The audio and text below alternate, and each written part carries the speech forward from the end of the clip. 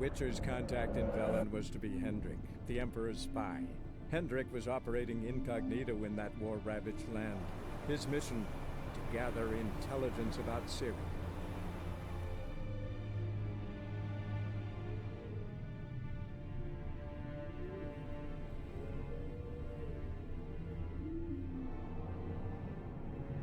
Yo, Britta. So we're going to Novigrad this time to play Gwent. Piercing cold as Geralt frees opponents with the art sign.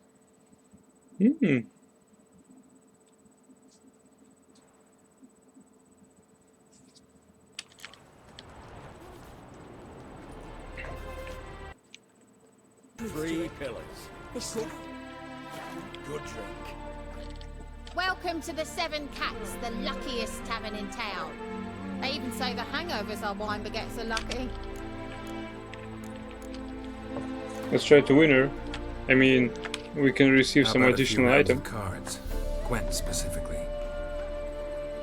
In path, this heart are full of ire.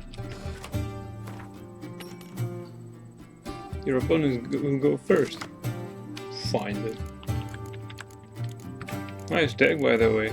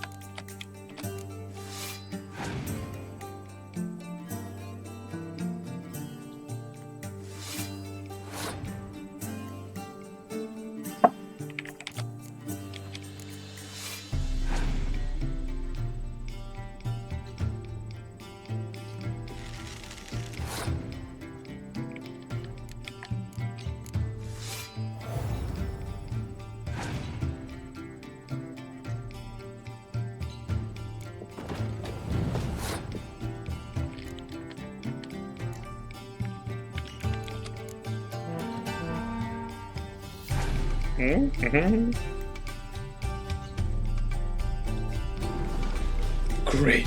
Grab the spy.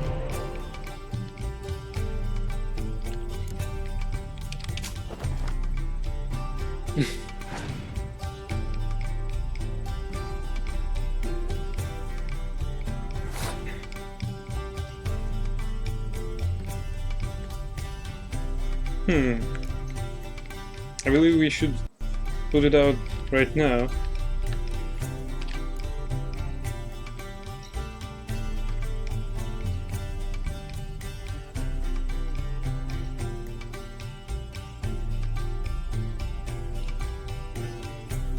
Interesting. That's a bad idea actually.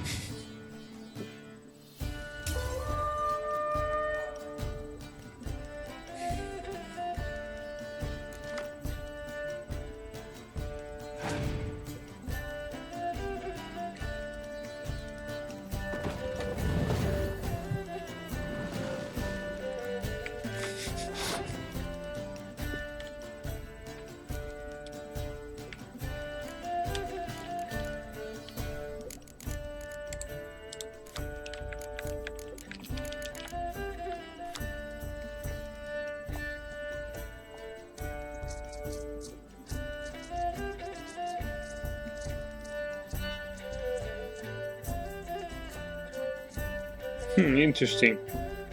I can try to use decoy on medic to get back my blue stripes, or I can just take out this spy and get me some interesting cards instead.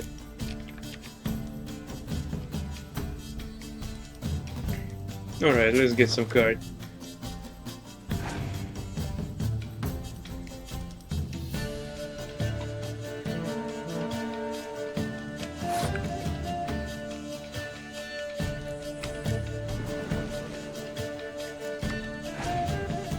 Oh, I have a spy of my own.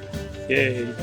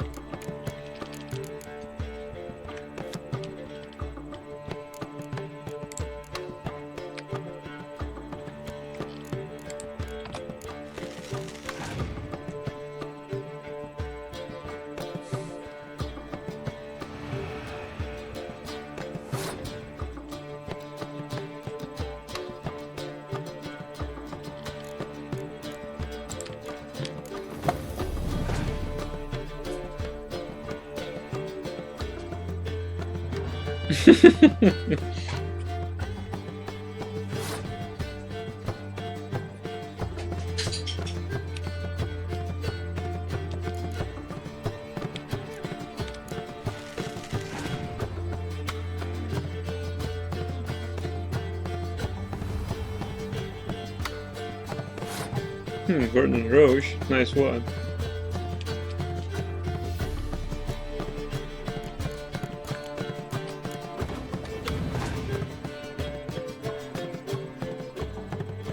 John Natalis. Epic cars she has. That square should bear the name of my soldiers or be dead, not mine.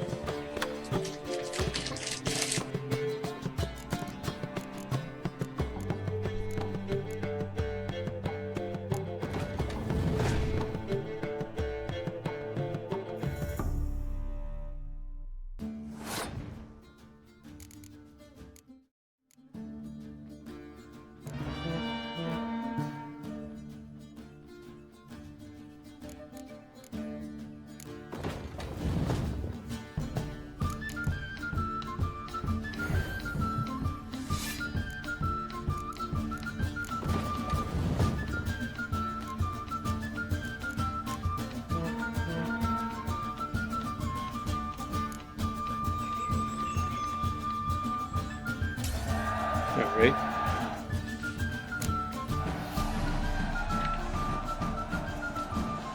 Hey, don't push me. I just won. No soul would lend him coin. Well, X2. I won. Would quench his fire. Good game. You're a fierce one. But the fairness in your eyes.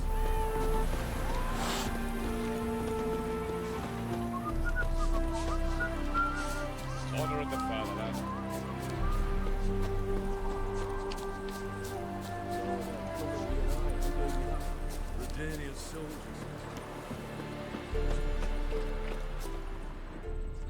I see boxes floating.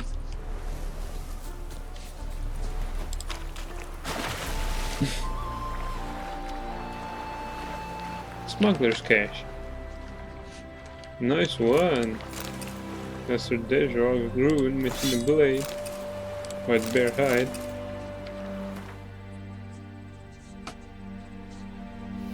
Dodgeball, yeah.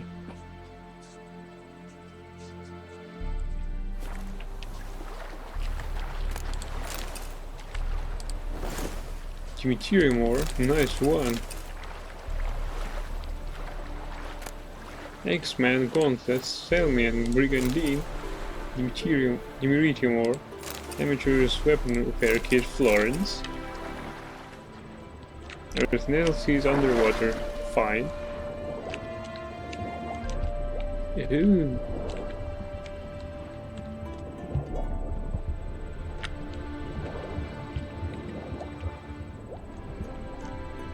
Ah, that's it. It's not underwater. Well, that's too bad. I was hoping for a more prosaic ending for that.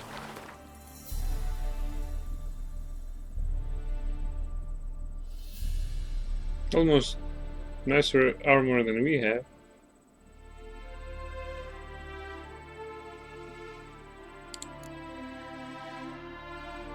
Cotton. Thread.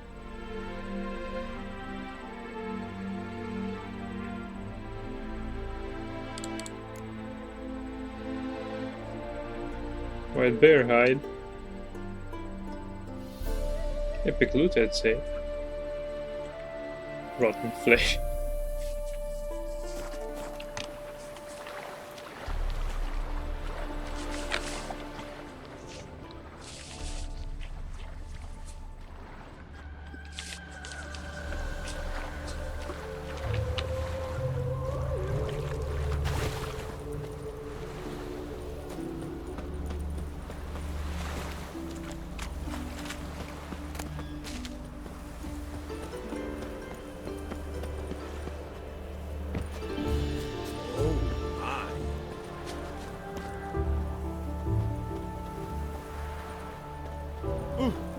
Scoundrel. Hello. Good day to you. Racial hygiene's as poor as their personal hygiene. Beaver booger me.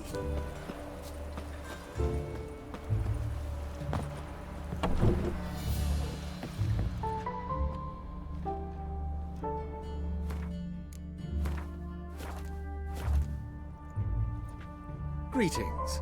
Come to look over my spring collection, perhaps?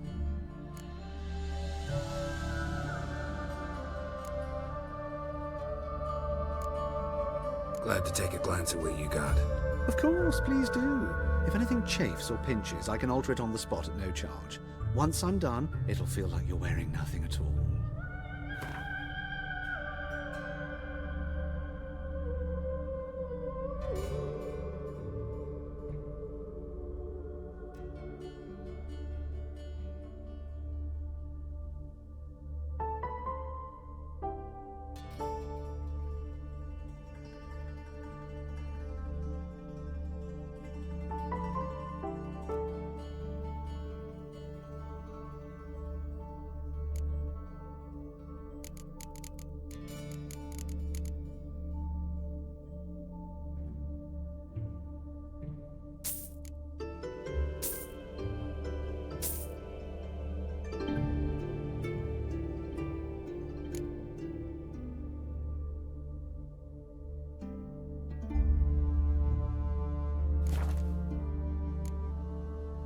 So long. Greetings. Come to look over my spring collection, perhaps?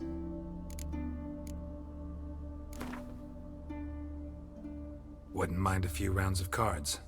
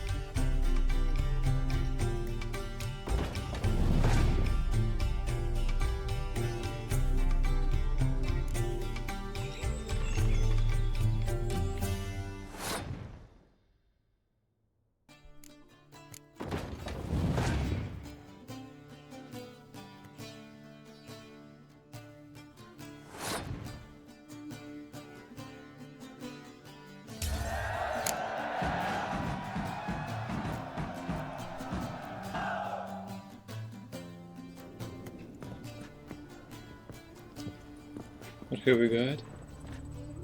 Villain Trenmer. I guess that.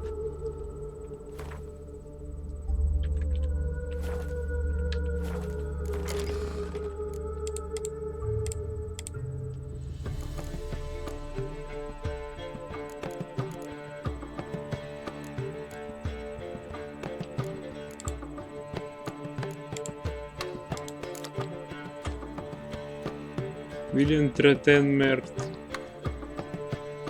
Okay. Also calls himself Borg Three Jackdaws. He's not the best at names. Scorch. Destroy your enemy's strongest close combat units with the combined strength of all his or her close combat units is 10 or more. Not bad.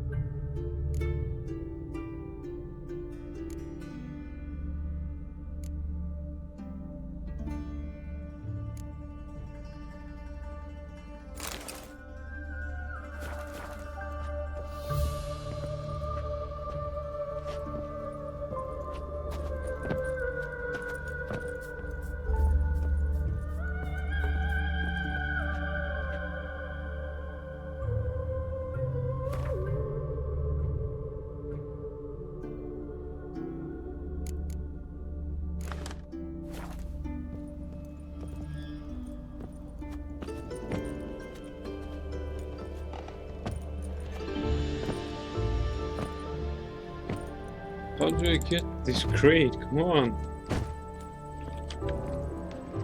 I'll trash the place if I can get to it.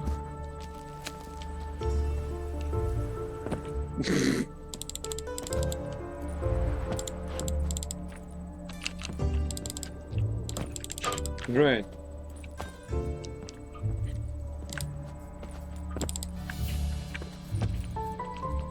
Greetings. No, I Come don't to want look to over speak my to you. spring collection, perhaps? So long.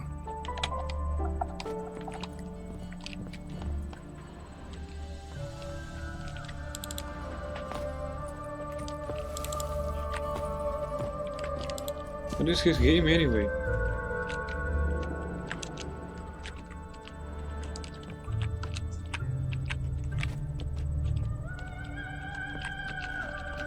Is this specifically to tease me? Come on.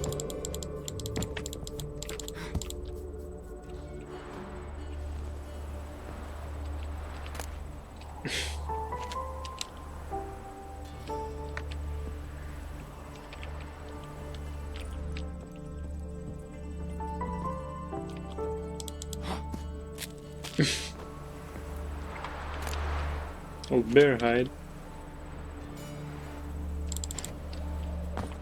Alright, I don't really need it. I doubt that he has any Gwent cards or hidden books out there. It's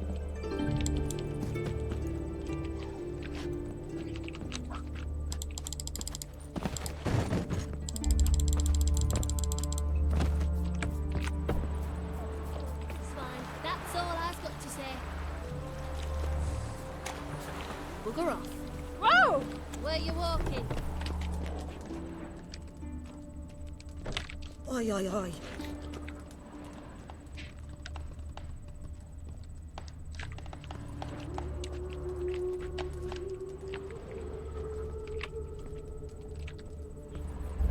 What is it you need, boy?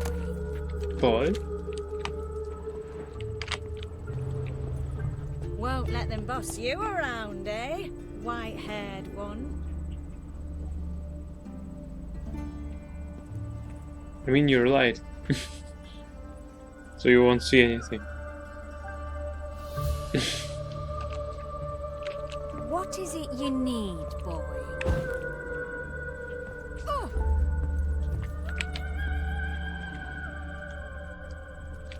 Right. Oh, thumbs today. She really didn't deserve such relationship.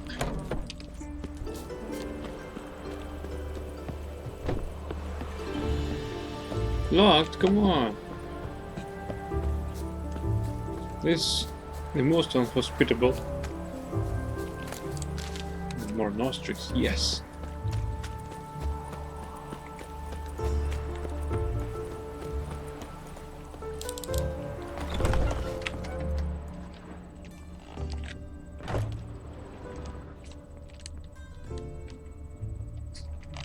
Girl? What the hell? Are you okay there? I guess she is. Okay, doing stuff.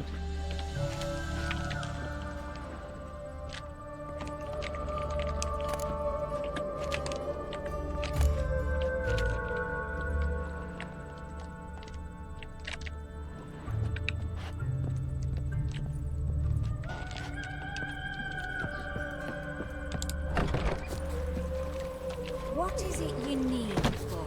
Use a drum of hooch. Oh, thumbs today.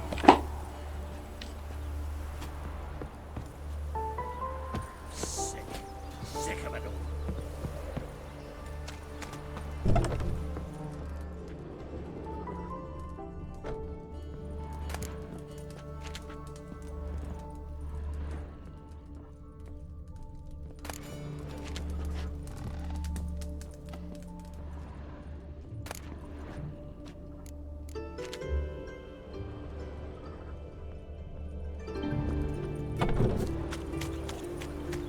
Stop staring at the kid, you're scaring me.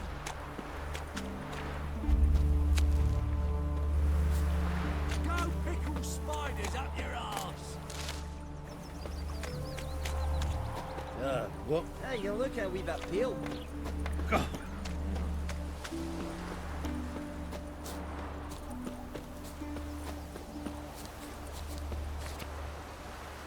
Mespila's laundry. We clean everything but your pockets. Drop your trousers off today, pick them up clean as new tomorrow. Ah, so that's a guild. Of some sort. Or at least some shop. Thumbs today. Hey, locked again.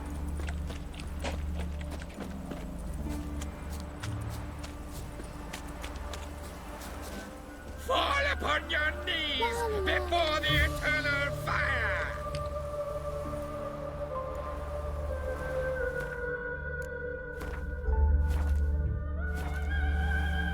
Master Witcher? Let us Now pray. you. You're Let the one us killed pray. King Foltest. Get stuffed. Let us pray. Be gone, you. No room We'll here. never let your kind in, Novigrad proper.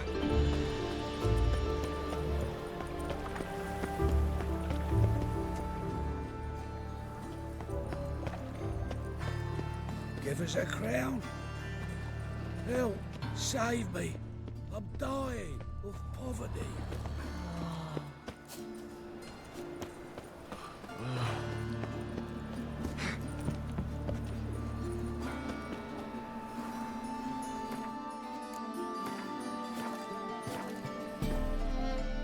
The best stock in all Novigrad. No need to push, enough for all comers. No one to push. Very good. Manners before trade, always.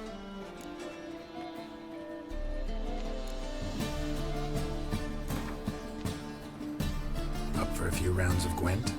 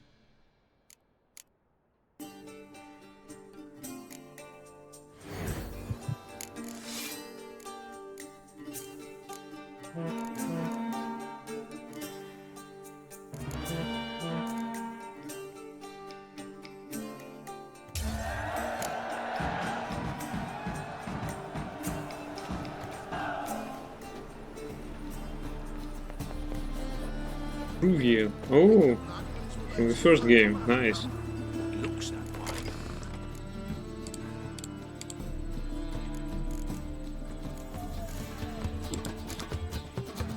Why is she so weak? Come on. She'll gladly kill us from close, turn your eyes. But you reek human. Alright. I still don't understand. She's not that weak. She shouldn't be. Goache leaves you toothless and hairless. The best stock in all Novigrad. No need to push, enough for all comers. No one to push. Very good. Manners before trade, always.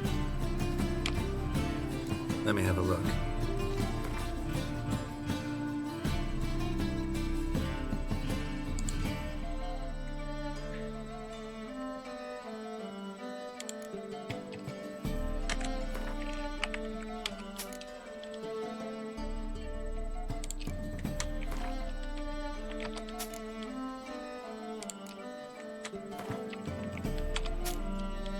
Nice income, although I hoped for some Gwent cards, but alright.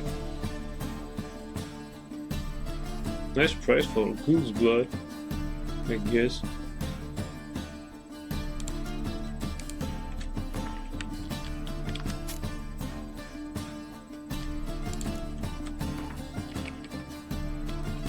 Yeah, I'm rich.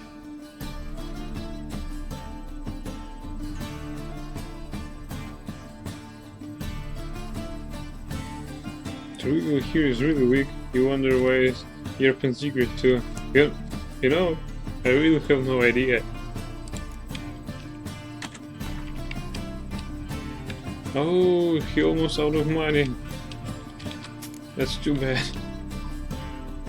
Oh, I sold the wrong substance. Bye. Bye, I need to load, sorry.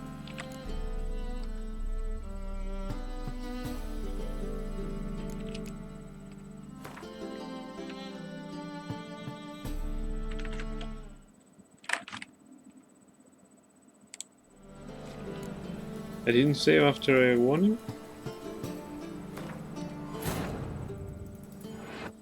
Geralt and Yennefer were reunited, but something even more important happened in Vizima. Geralt learned that Cirilla, his one-time ward, had returned from afar, and she was in danger. He was to find her, at the Emperor's command and Yennefer's behest.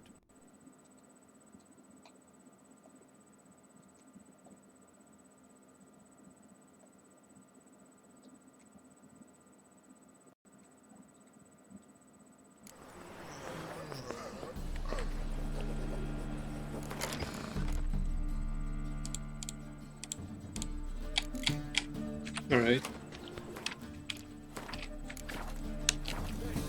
The best stock in all Novigrad. No need to push, enough for all comers. No one to push. Very good. Manners before trade, always. Let me have a look.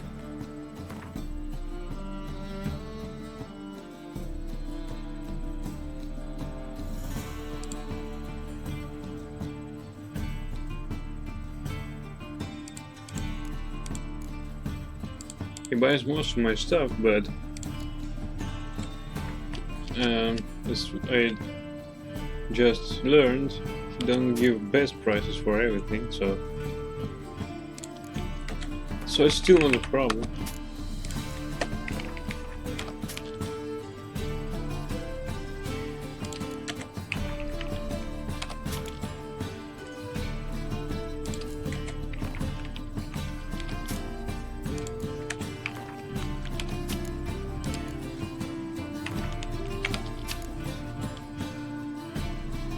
Necroclaw.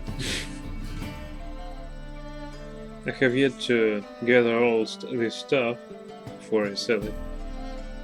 Alcohest. Bear fat. Oh, beggar trick. Beggar tick.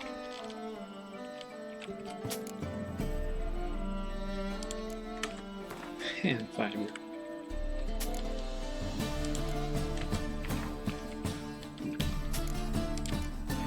Pop humbles.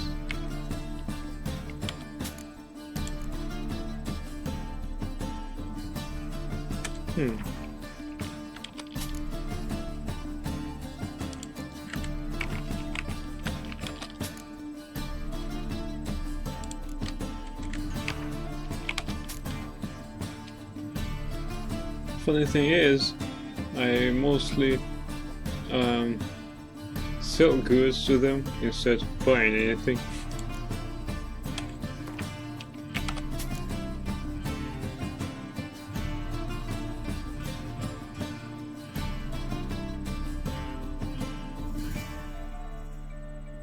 Elgu bone marrow.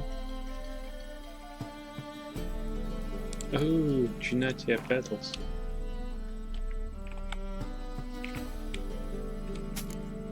Find them.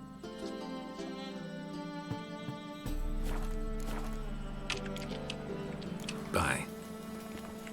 Come closer. Don't be shy. You'll find of it. Ever need. Are you alright? Greetings, master. Come one, come all. Welcome. Hey, do you want to trade or play Gwen? Come on, no point dallying. Greetings. Devilish dear. That witch murdering folk at night. Just maybe. Our world will burn! Burn in the eternal fire! Hello, fellow. Well met. Yeah, yeah. Let us pray. Ah!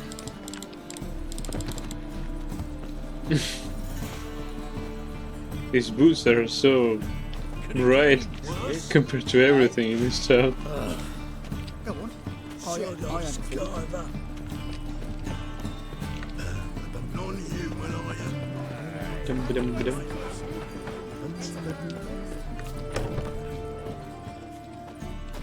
Hey, Those that prance by here, teats like full bellows, begging to be squeezed.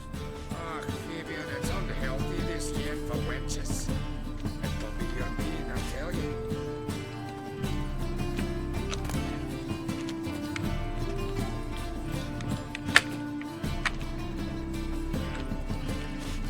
how do you search the lower crate? Come on. Red, do they play Gwen? Yeah, golden boots. Richard, you're in your king's humble servant.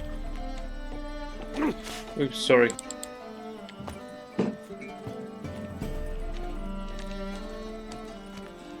Richard, you're in your king's humble servant. Nice guy, actually. Locked? If you're my humble servant, please open this door so I could search the place like I usually do.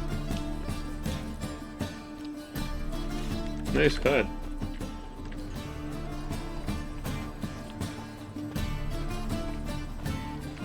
Oh, a bard.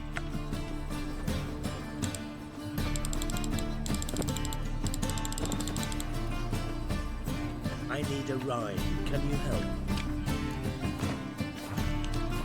I'm in a rut. I've such a hard time finding inspiration.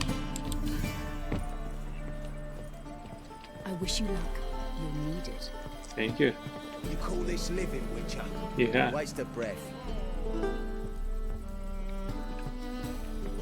It's immovable.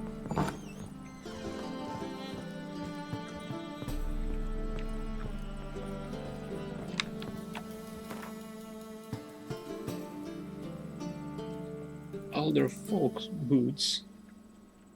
Oh, we have new gauntlets and they're useless.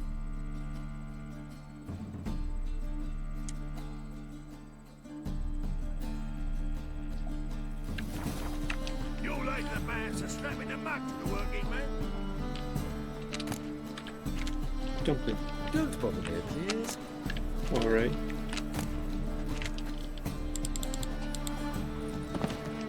I'm busy. Oh. You call this work? Where you walking, dimwit? I'm busy. Working. What do you want from me? I'm busy. Working. Do not I repeat, do not come any closer. Well, I'll be a true albino. Are you still here? Do not.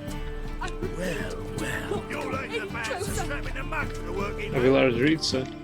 Also almost ready as pizza. I'll be a true albino.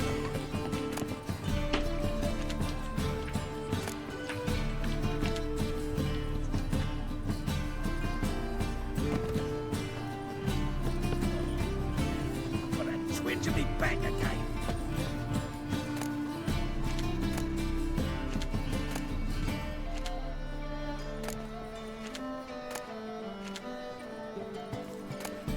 Don't know who you're looking for, but you won't find it out. Greetings. Let me What do you want from me? alone. Let us live, eh?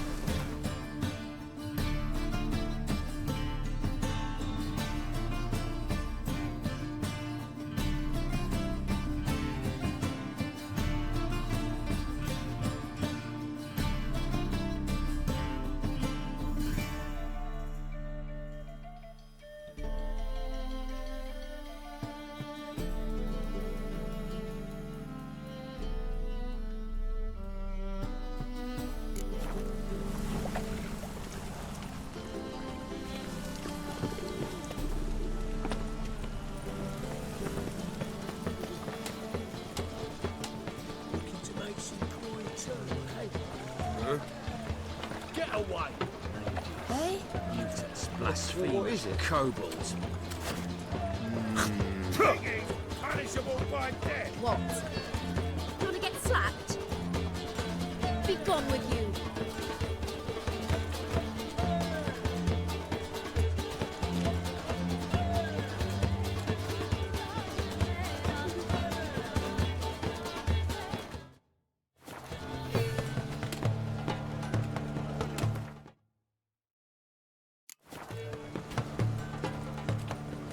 Leave me be, or I shall call my husband. Master.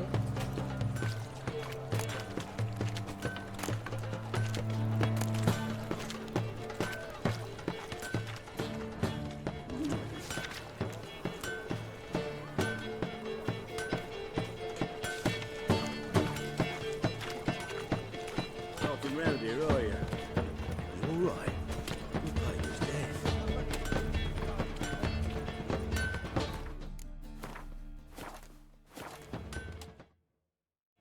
Need something sharpened? Reforged?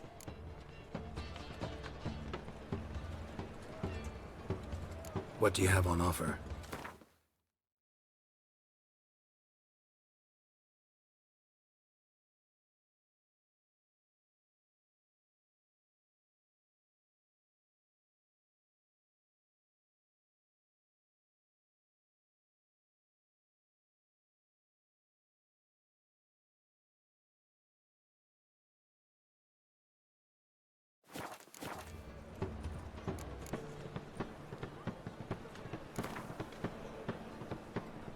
Wouldn't mind a few rounds of cards.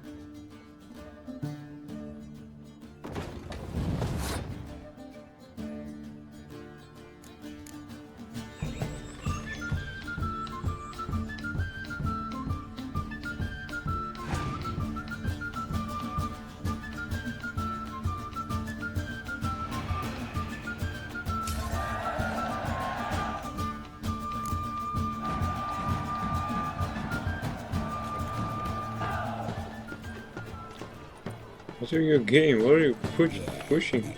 Chrome, Bruce.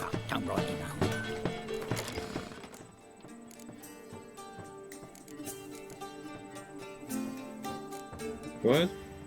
At Northern Realms, I can use that? Holy hell! I didn't knew it.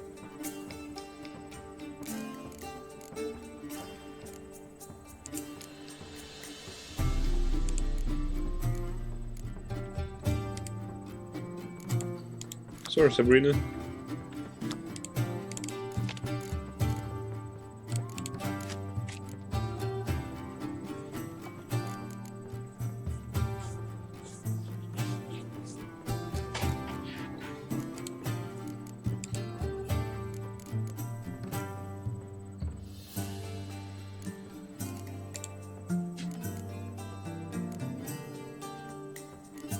Oh, there it is.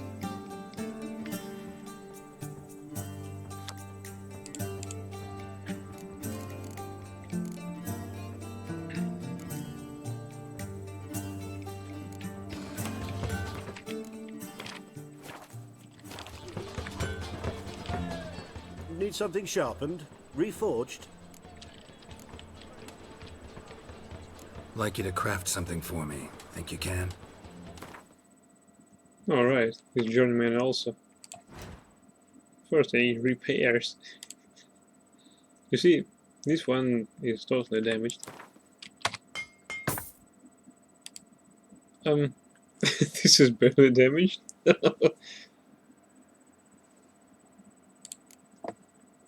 Yeah, I respect this weapon, so it must be repaired. After all, this is Witcher stuff.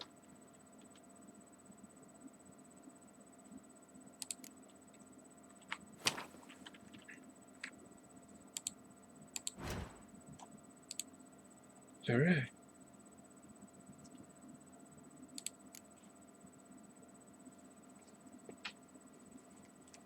Griffin Steel Sword. Oh, you see, this one is nice.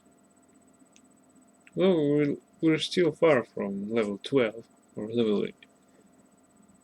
Yeah, level 11 or 12 or 13. Pretty far away.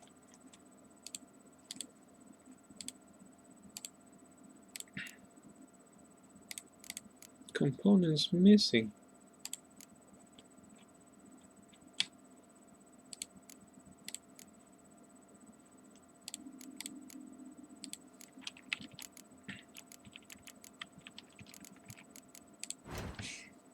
Shock.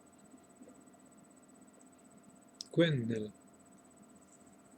Plus 25 compared to mine.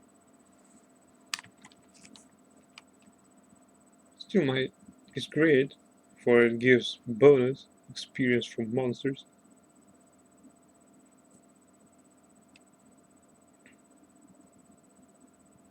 Still is better than mine. Right, what else do we have here? Velen Longsword. Also better than mine.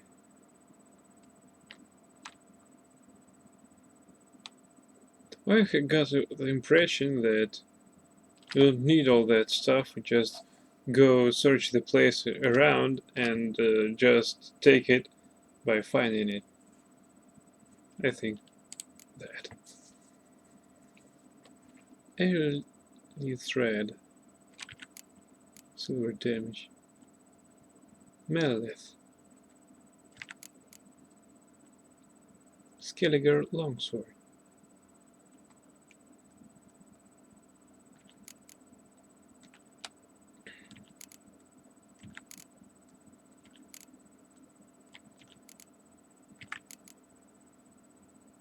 A Surveillance Runestone. What's that? Another Velen Longsword.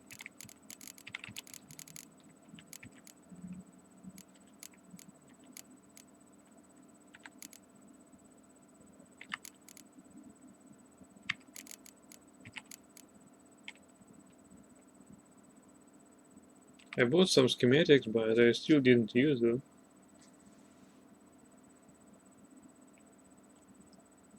Yeah, pretty sure that I don't... Alright, rugged saddlebags. That I guess we need to buy.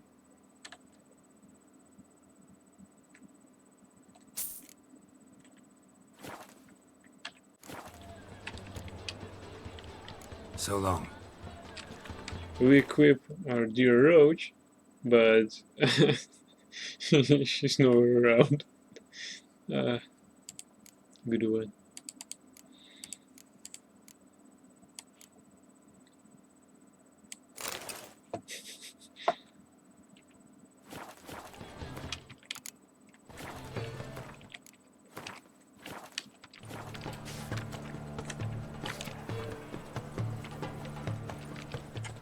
Need something sharpened? Reforged? Yeah. What do you have on offer?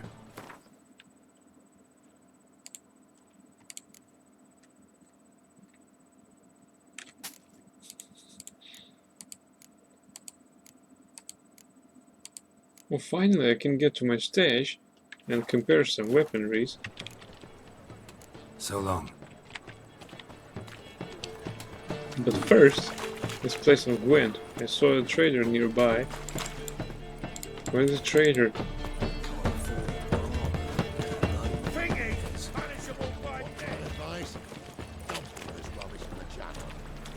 What's this? What? Bakery. Think I pissed me trousers. What's new, killer?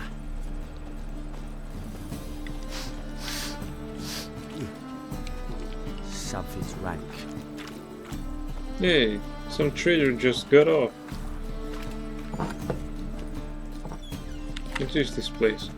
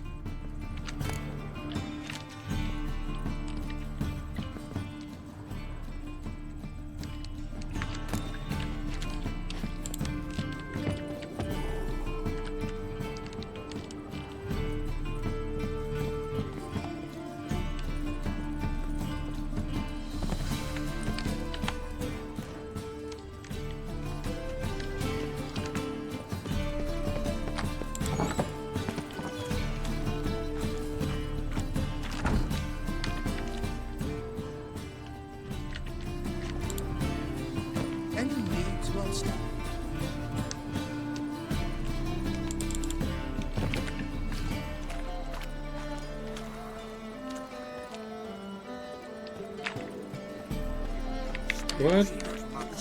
Blacksmith gone?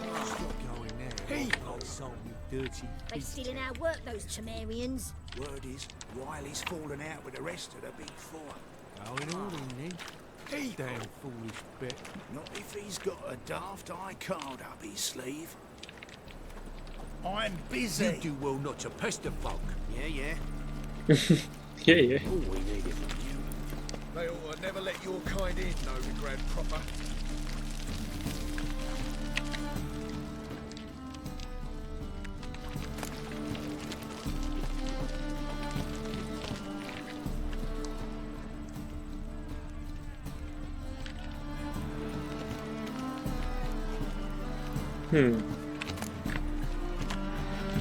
Sounds like fun. I'm a witcher. I can take everything I want. I just promised to the lady of the lake, so I don't just give give to my pockets everything I get, so. Our Novigrad, shining a brilliant pearl amongst cities, cradle of the eternal fire. Yet it is here that darkness raises its hideous head. A deceitful Doppler, doubling as commander of the guard. A band of charlatans, diviners, and witches poised to pinch your purity and prosperity. The time has come for this to end. for us to cast off evil. Do you renounce evil? We renounce evil! Do you renounce evil? We renounce it! May the holy flame of the eternal fire complete this cleansing, this purging of pestilence into purity!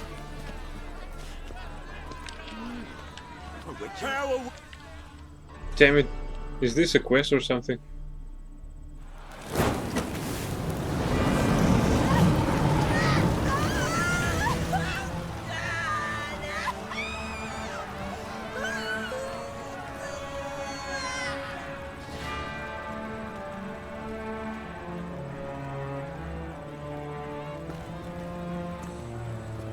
No evil can survive the holy fire. The holy fire enlightens, burns, and cleanses.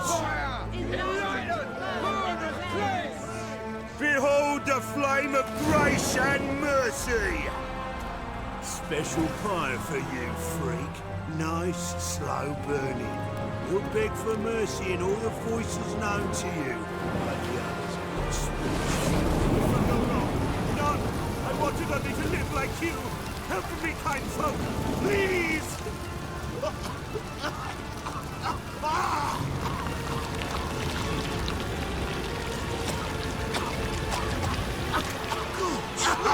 A Doppler!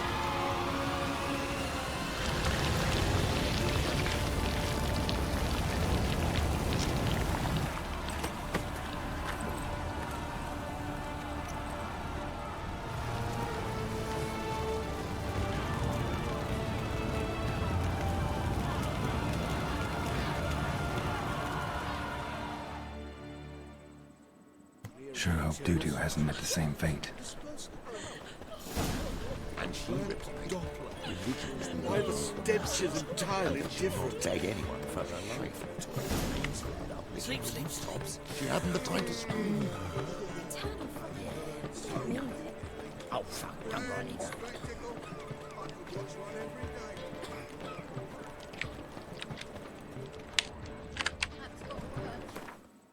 Damn it.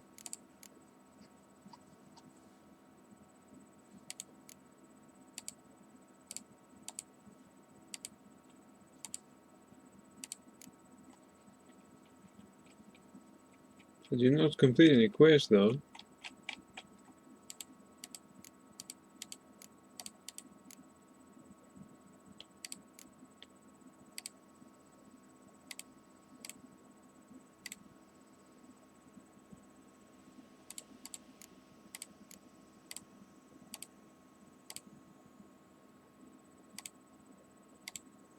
I hope so. All gears. Ah, I hope that I didn't encounter it. Alright, now I need to get these quests up on the line again. I just happen to be there. Okay.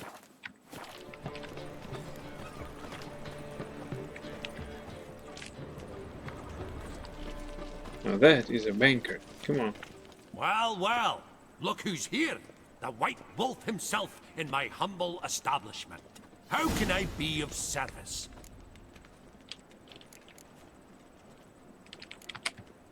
How's business? Really? That's the best you got? That's like asking a fisherman if they're biting, or an old gran about her health. Business is booming. There's profit to be made from war, provided you've the know-how. Before Nilfgaard had even crossed the Pontar, I'd contracted for insured deliveries of wood and iron from Kovir, reaped a 7-fold return on my investment. Nice.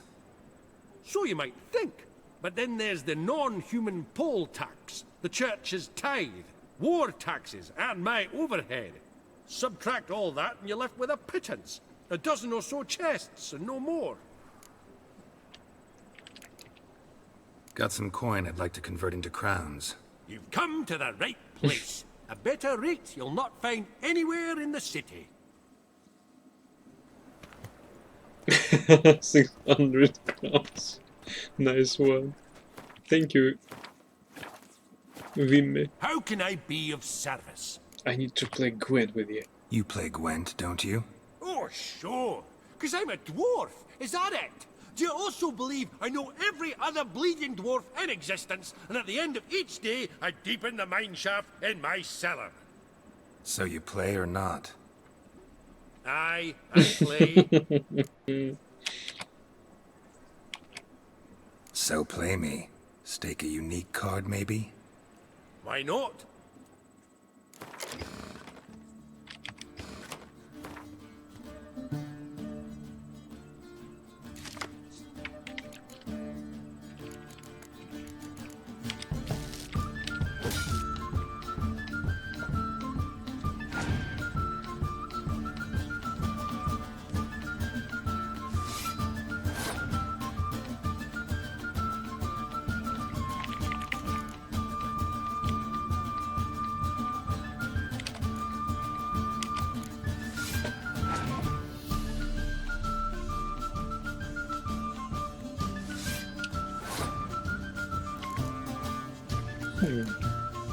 Let's read this description.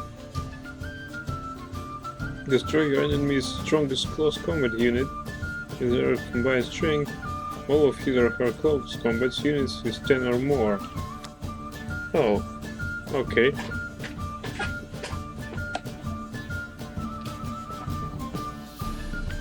Maybe let's try to make him draw more cards.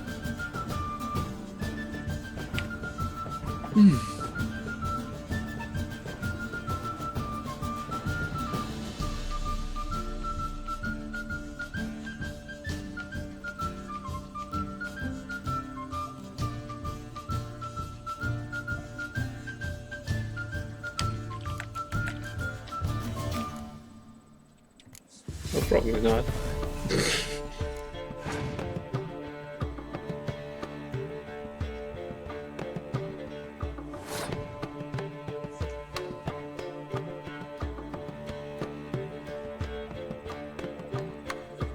Fine then. Let's take a look. Oh, I don't have anything else.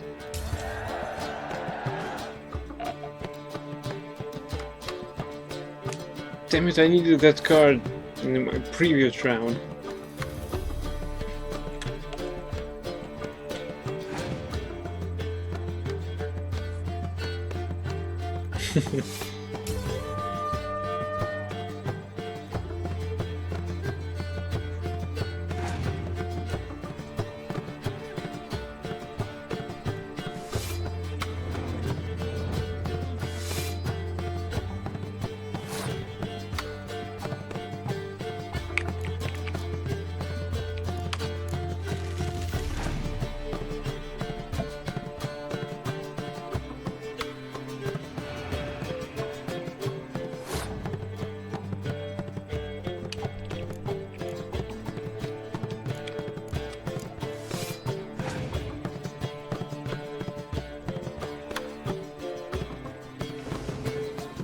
Crap.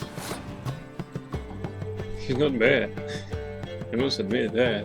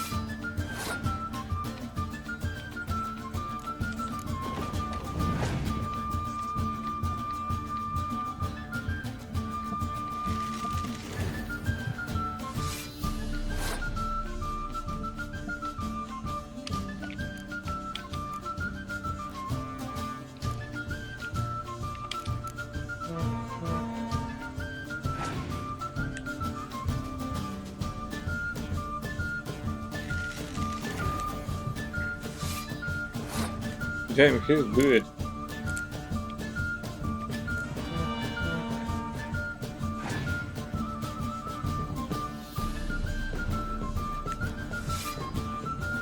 Yeah, he won that one.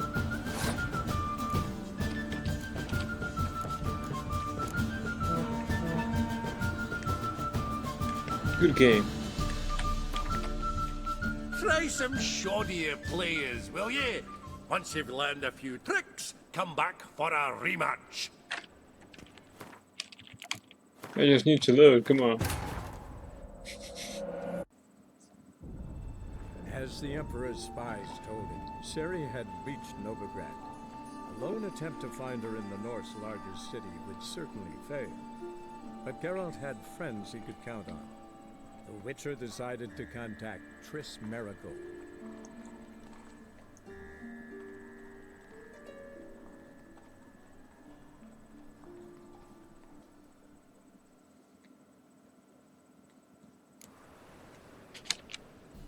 How can I be of service? You play Gwent, don't you? Oh, sure. Because I'm a dwarf. Is that it?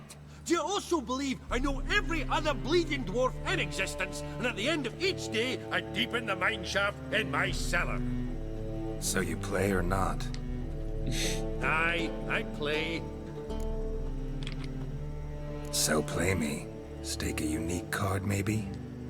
Why not?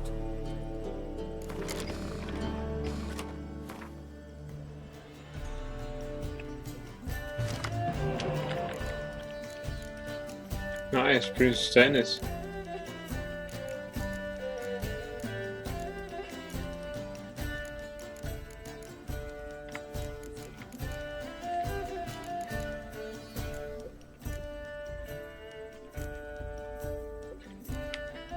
Right, actually I like this one. Yeah, so let's go.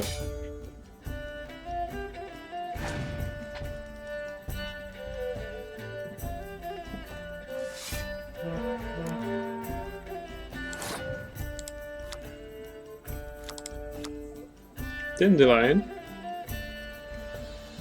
Dandelion, you're a cynic, a lecher, a whoremonger, a liar, and my best friend.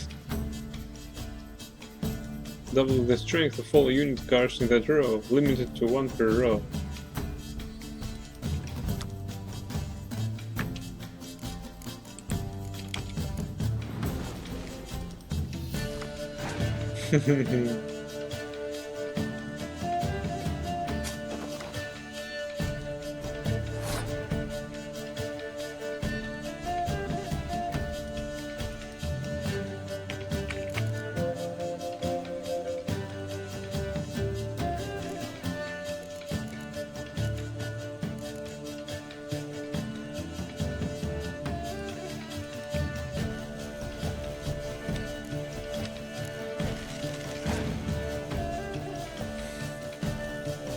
Oh yes.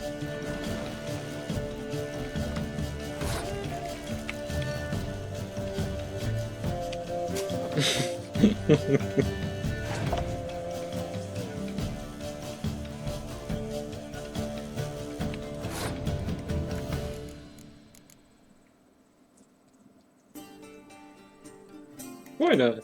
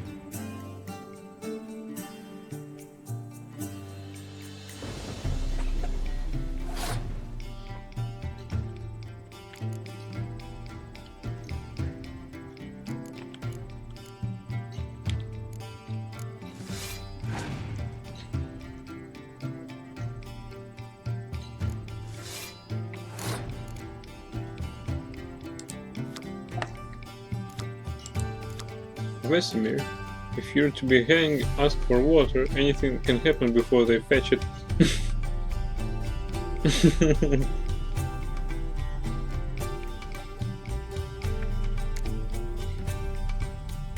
Lieutenant Kramer, I know how to carry out orders, so you can shower your advice up your cold shoe.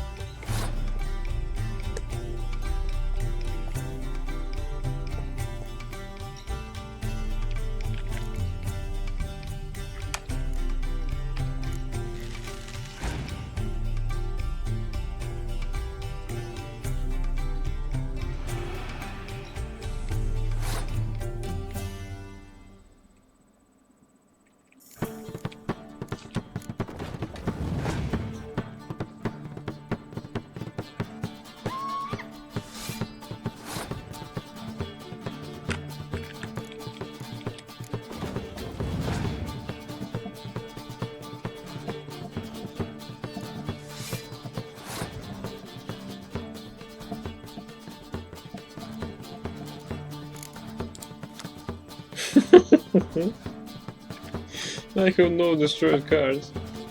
Come on.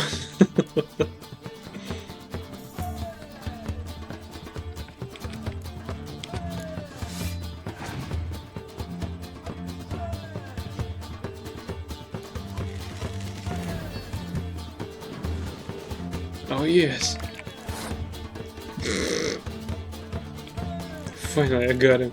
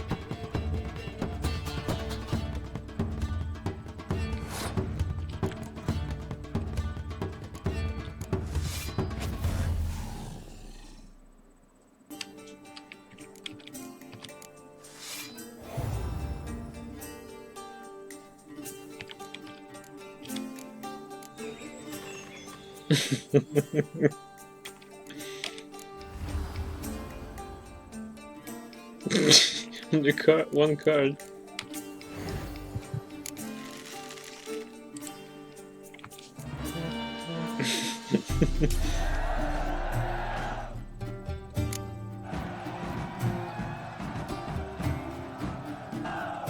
Can't rightly recall the last time I was so thoroughly thrashed. The card's yours.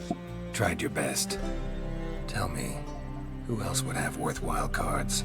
There's Marquise Serenity, for instance. She don't boast about it, but she has one of the best decks in town, and uses it damn well. I know what I'm talking about. Big city players.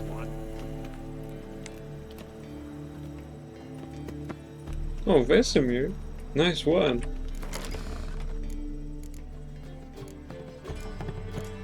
Nice unit card though. Alright.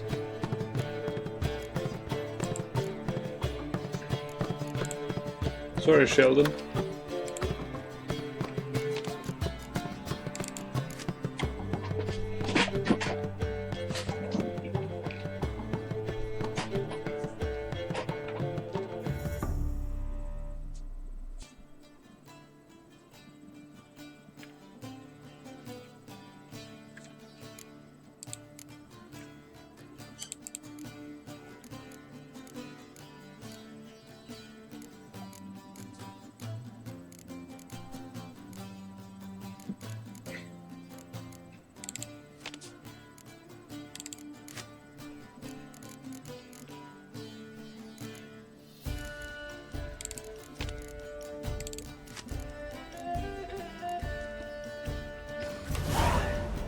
Oh, 25 experience points, nice.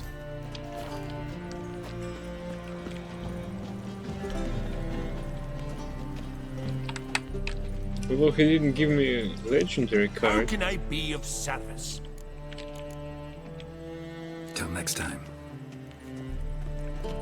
Hey, what if we ask him How about can love? I be of service? I need coin. Guess I have to take out a loan? Of course, I'll arrange it right away. Just like that? Lady Yennefer of Vengerberg long ago declared herself your guarantor, were these circumstances ever to arise. Besides, we tried and true methods for collecting debts.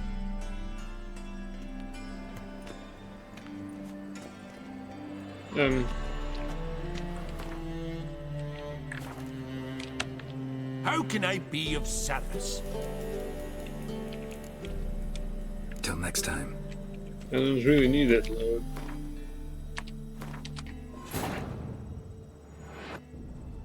As the Emperor's spies told him, Ciri had reached Novigrad.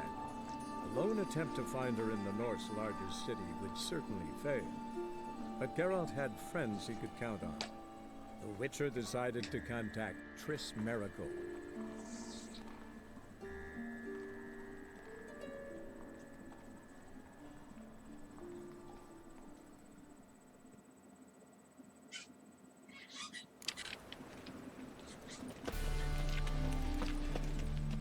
How can I be of service? Till next time. That was your last warning. Eternal Oh, yeah? fire protects us. Gives monsters that was your last warning. Another last? That was your last warning. How many last warnings can I get? I'm watching you. I'm warning you.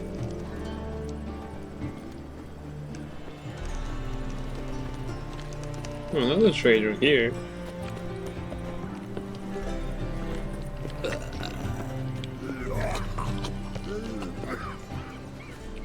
Spare a copper or two.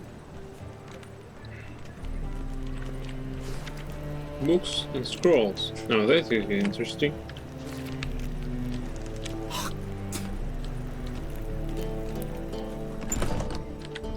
It can't be. White hair, yellow eyes, slashed face. Just like he said. Oh, so you read about Geralt of Rivia, right?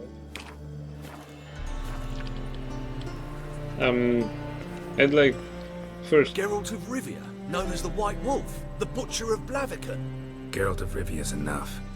What is it? A man came to me a few years past, paid me to keep a book for you, said you'd come for it one day. Who was he? He didn't introduce himself, but the book has a red cover, that I remember. I'm sure I've not sold it.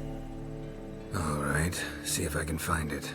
And perhaps glance at the others while you're at it. Be glad to look over what you got. All right.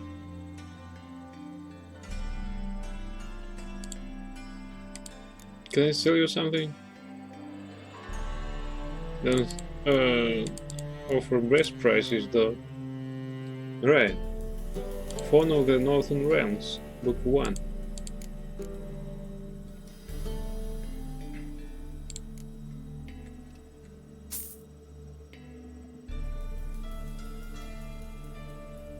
In beast's clothing.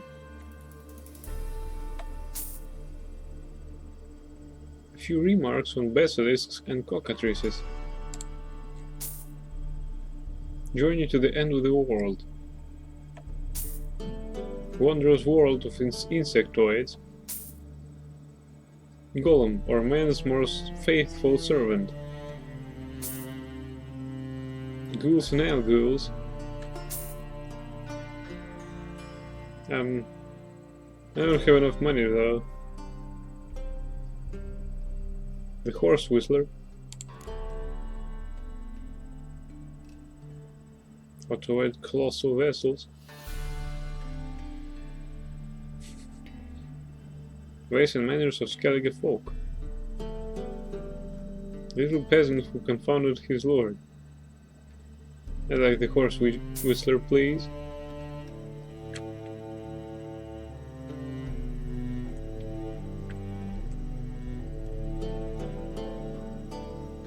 I already have that book. What the hell? Sorry, man. It's just a matter of things I need just to load.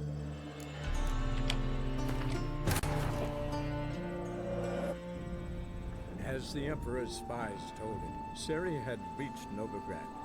A lone attempt to find her in the North's largest city would certainly fail. But Geralt had friends he could count on. The Witcher decided to contact Triss Merigold.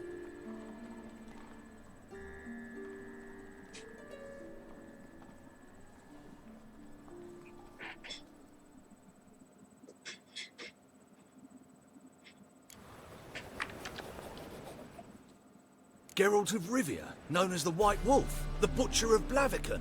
Geralt of Rivia's enough. What is it? A man came to me a few years past, paid me to keep a book for you, said you'd come for it one day. Who was he? He didn't introduce himself. But the book has a red cover, that I remember. I'm sure I've not sold it. All right, see if I can find it. And perhaps glance at the others while you're at it. Be glad to look over what you got.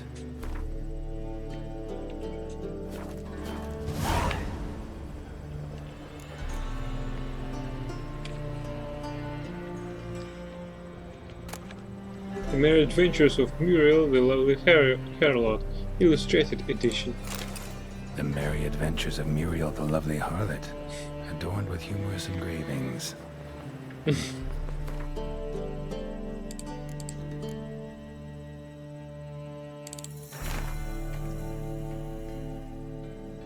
On one occasion, Muriel went on a journey to see her auntie in Maribor, accompanied by her nursemaid. Their path took them to a forest, and in this forest lived a raucous troop of bandits. This infamous group was led by Flan Silms, and all the king's men had been unable to bring them to justice. Alas, such is Muriel's great misfortune that these bandits chose to attack her carriage. Muriel's nursemaid was old, blind and deaf. She did not wake when a tree fell in front of their carriage with a loud thud, nor when the bandits fought a fierce battle against their guardsmen. When Flynn ripped open the carriage door with his muscular arms and stepped inside, Muriel had to deal with the dangers herself. "Make our guest comfortable, young lady," the old nursemaid muttered in her sleep. Muriel obediently carried out her instructions.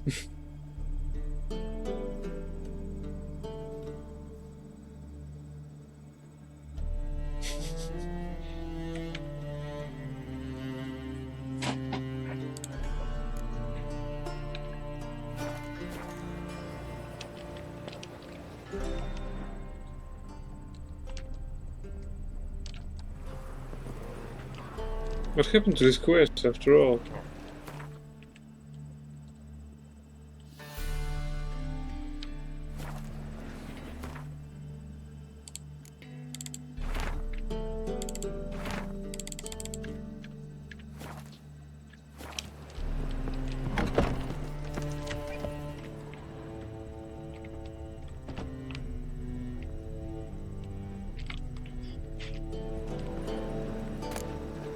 The treatment of furuncles through cauterization, a study. The treatment of furuncles through cauterization, a study. Everyone's seen a boil, usually more than they'd care to. These deformities don't just mar your beauty, they can be signs of disease, or even the disease cause an epicenter. If your lungs wheeze and your heart flutters, or if you're just sick of pustules, you can carve them off and be free of this ill for good. When you go to carve off a boil, use a sharp knife which you've had a dog lick thoroughly beforehand, for a dog's tongue works wonders in healing wounds. You got to be brave as you go about it, slicing as confidently, as steadily as if carving off a hunk of cheese, and quickly cauterize the resultant wound using a red-hot poker. Don't pay any mind to screams or tears. Plus, bile and any other humors need to be gathered in a basin. then dumped in a pit and the pit covered, else the illness might return.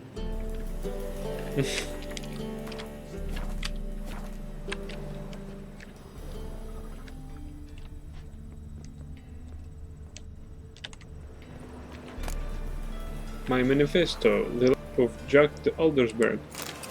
My manifesto. Must be it. There's a letter inside. Letter from A. Witcher. In the ocean of possibilities, some events are more likely, and some less. It is not easy to fish out the first, not even when one's intellect stretches through all the time and space. I left this letter for you in the hope that, despite all odds, you will come across it one day, for I must warn you, mankind is threatened. The prophesied destruction by the White Frost is not just the babbling of some mad she-elf. Perhaps I will have the opportunity to convince you of this in person. If not, I must rely on this letter, which you will read many years from now, at a time when you know more than you did when we first met. Know that nothing will save the world except preparing its entire population for this catastrophe. The old tales say a child of the elder blood can stave off the danger, but I tried and failed. Ever since I have been haunted by a hideous vision, a crowned wraith, the spectre of my failure. I was the chosen one, and the chosen one failed. You and your brotherhood are our only hope. When the time of the wolf's blizzard comes, men shall perish and only the Ubermen will survive. Your duty is to give the world Ubermen. Whatever you think of me, do not fail as I have failed. A. The reason for choosing Jack de Aldersberg as Grand Master remains a mystery. The Order of the White Rose had gone through a crisis in those times and was on the verge of collapse, so one might guess that the Brethren wished to have someone decisive as their leaders, someone with a clear vision. De Aldersberg was precisely such a man. One of his first decisions was to change the Brotherhood's name to the Order of the Flaming Rose. The most puzzling aspect, however, is that the Order and the King himself decided to trust a man who, for all intents and purposes, had appeared out of nowhere. They say he was a wanderer, an itinerant priest who moved crowds with his speeches declaiming non-humans. They say he worked miracles and showed his flock visions of a world destroyed by the White Frost. He was undoubtedly a man of great charisma, and one instilled with unshakable principles which he in turn tried to instill in others. Was he truly a source? Was he indeed gifted by a raw magic talent? That we will never know for certain.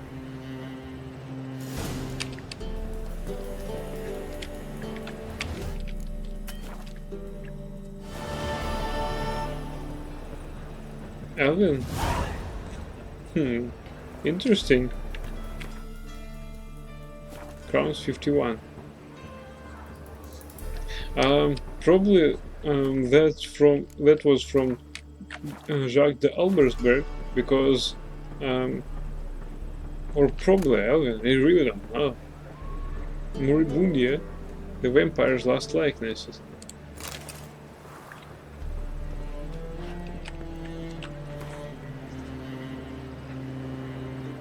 Thereupon, Isabella took Edward's glistening visage in her hand and embraced his icy lips, which were twisted into a cynical grin. "Forgive me, my love," she whispered, stifling the sobs heaving her bosom, "but my heart doth long with fiercer passion for yon werewolf, whom thou hatest with all my... Oh, damn it. But my heart doth long with fiercer passion for yon werewolf, whom thou hatest with all thy vampiric thoroughness."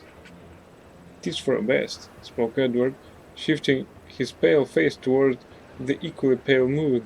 "With me thy life was ever endangered, with yon werewolf thou shalt know peace and happiness." Edward turned around and took a step towards the exit, but Isabella grabbed his wrist and bade him stop. The touch of her hand was so tender, his heart newly began to beat anew after centuries of deathly stillness. "There is more," spoke she, averting his penetrating gaze. "I am with child." Damn it, the intrigue just at the ending. Come on. Theromancy, or the noble art of cheese divination.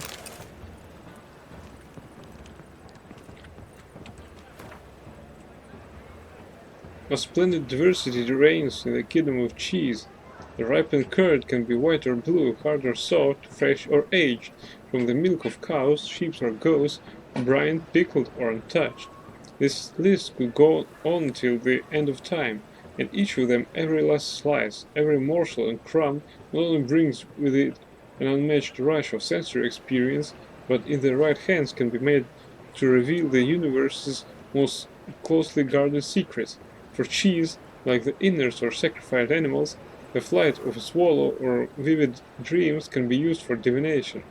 The depth and size of a cheese holes reveal when rains will fall in the coming year, while the color of mold the veins tell who shall love whom, and the scent of a hard grana padano predicts which army will vanquish its foes and which shall perish. The best divination, however, is done using the ancient method of fondue. One must simply melt two different kinds of cheese, preferably Emmental and Gruyere, in white wine or, in a pinch, in a dry apple cider.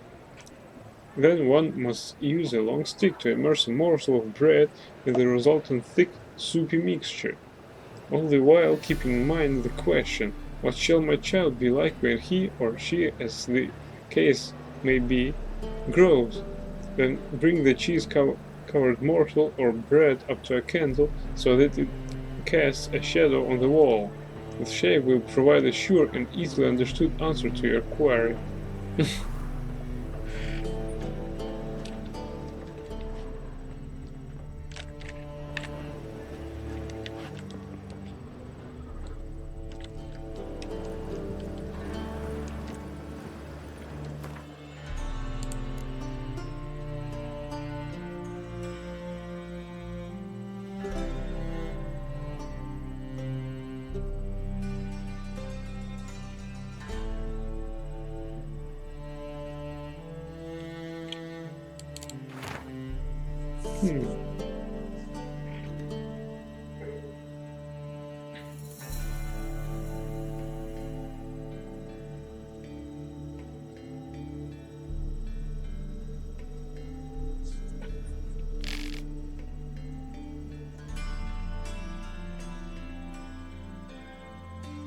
I think that is Jack Daldresberg, because he tried to convince Geralt, and the only person who really tried before unsheathing the sword.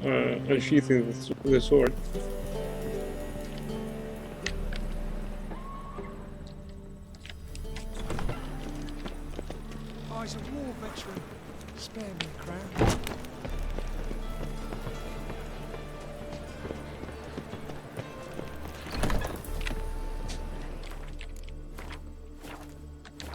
Interested in books?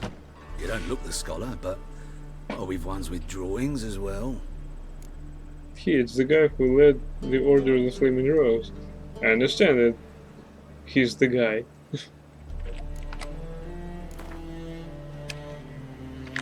Up for a few rounds of Gwent?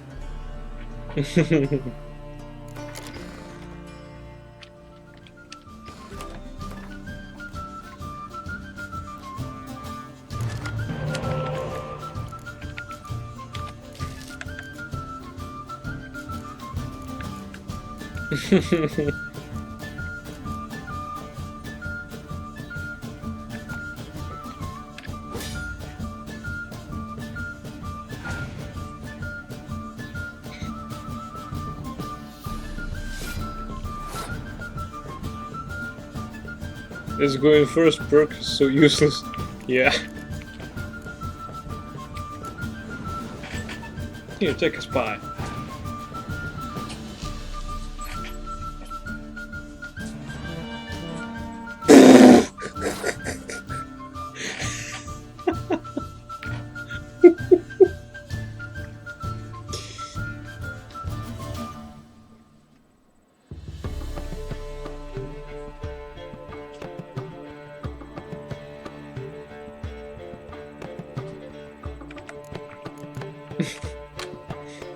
suck on that.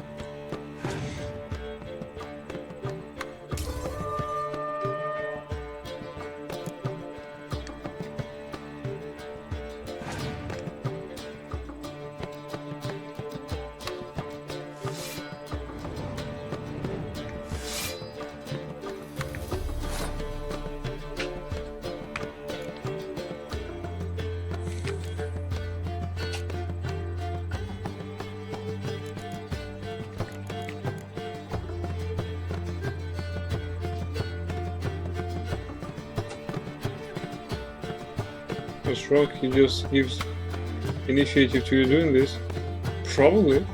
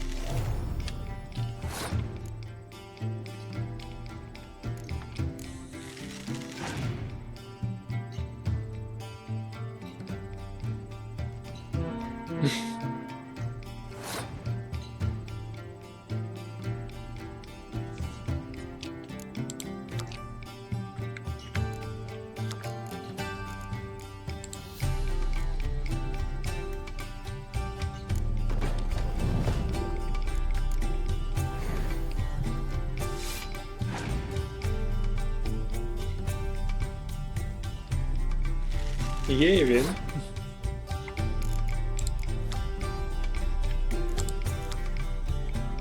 Where the drops of rain that together make a ferocious storm. Milva. With each arrow I lose, I think of my Da. He'd be proud, I think.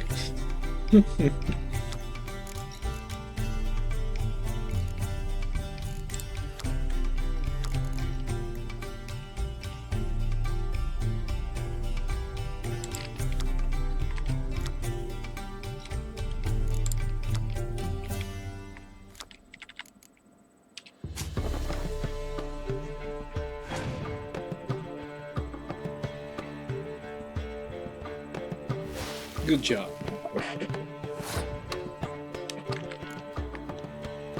But, yeah, good job.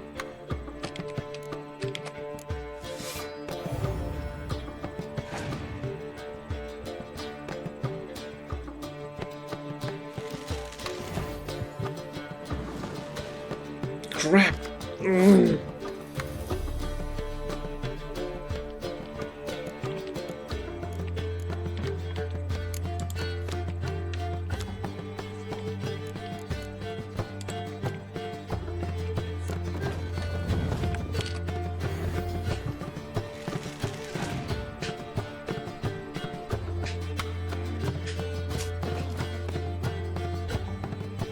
Hey, give me that car, will you?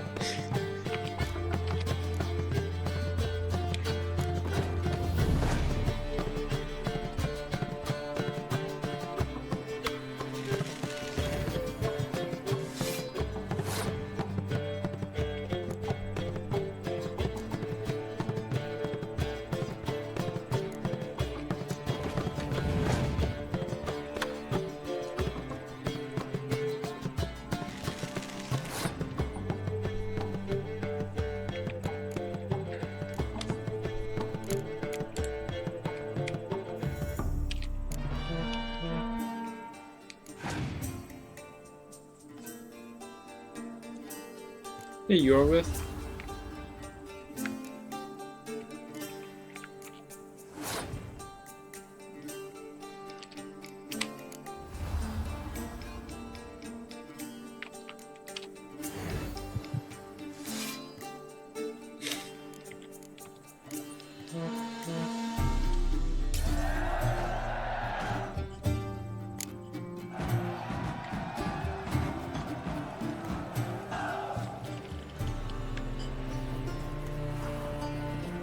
Lanimar.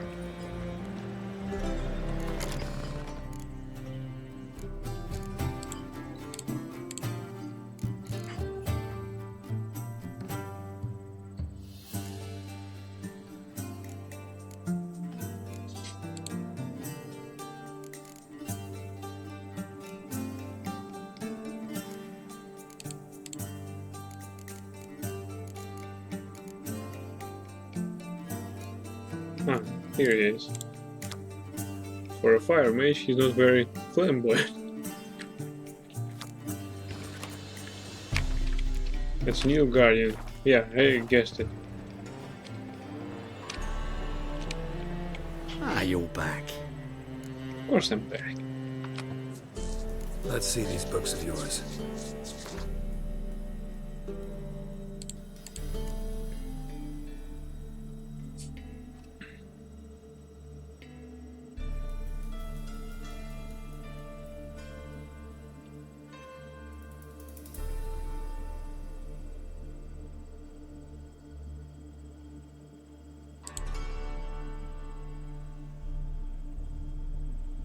Please, very bit.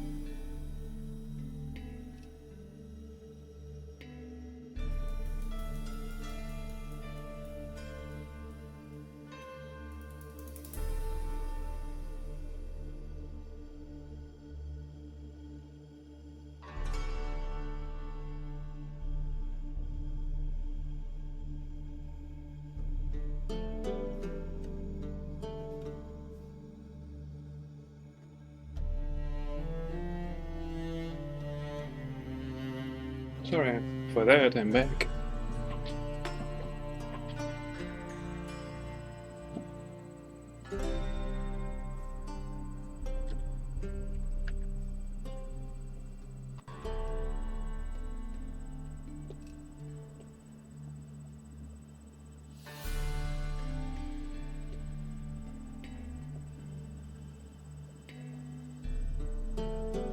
Crap.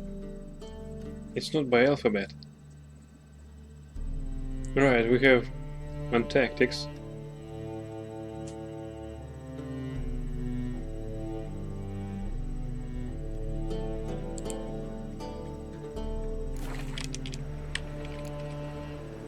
Farewell.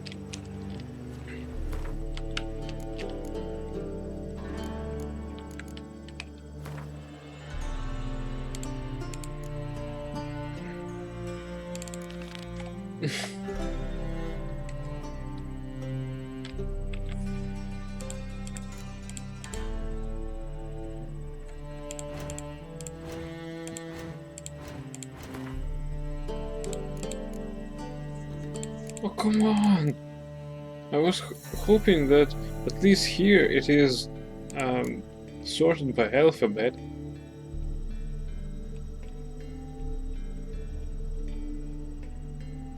Crap!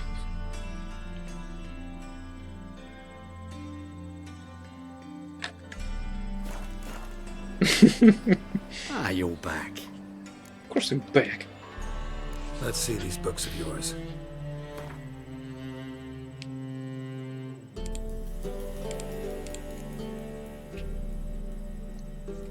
Right, let's try to find that. Fauna of the Northern Realms. I doubt that we have it.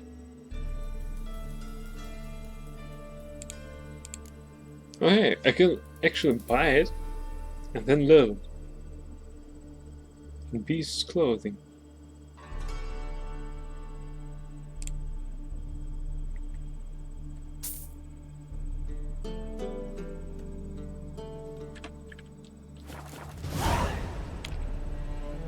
Farewell.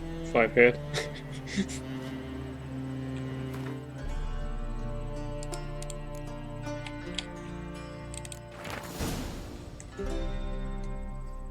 Fauna of the Northern Realms, Volume 1.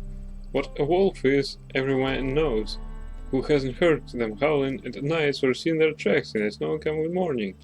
Who hasn't felt a cold chill run down his spine when he catches sight of a pack of 5 of them hunting in the woods?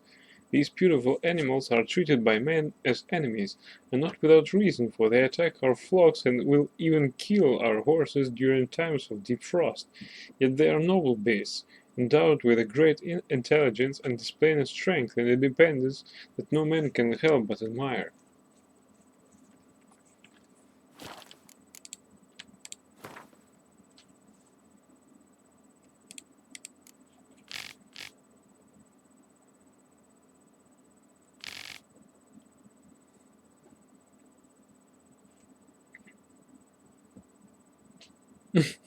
This picture is so nice.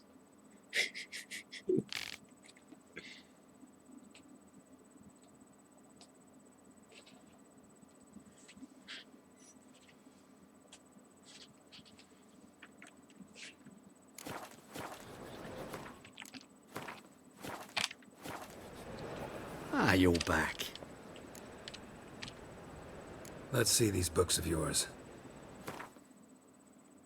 Okay. The World of Underground. Horse Whistler.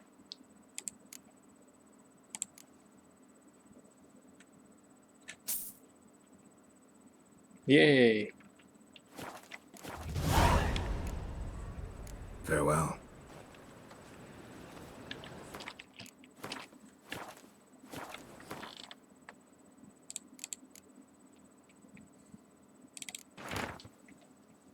Breaking a horse's psyche is a simple matter, for instilling your will as the rider into your mount, acquiring its trust and training its obedience. Horses are intelligent, noble beasts, so they should be treated with tenderness and decisive and firm energy. Mayer, the unquestioned authority in this area, emphasizes that when training one's mount, a rider must eternally on the lookout for errors in the training itself. Every time the taming process ends in failure, the rider must look for the blocking error first of all in his own actions, secondly in the horse anatomy, and only in the last resort by concluding the horse has a naturally difficult temperament. Adhering to this principle protects one from unique punishments, which destroy the possibility of reaching an understanding between rider and mount and make it impossible to gain the animal's trust.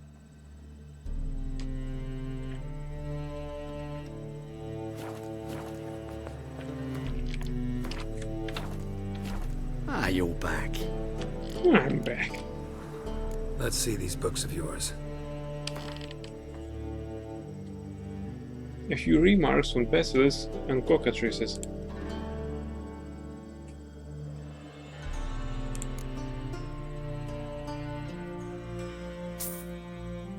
Yes!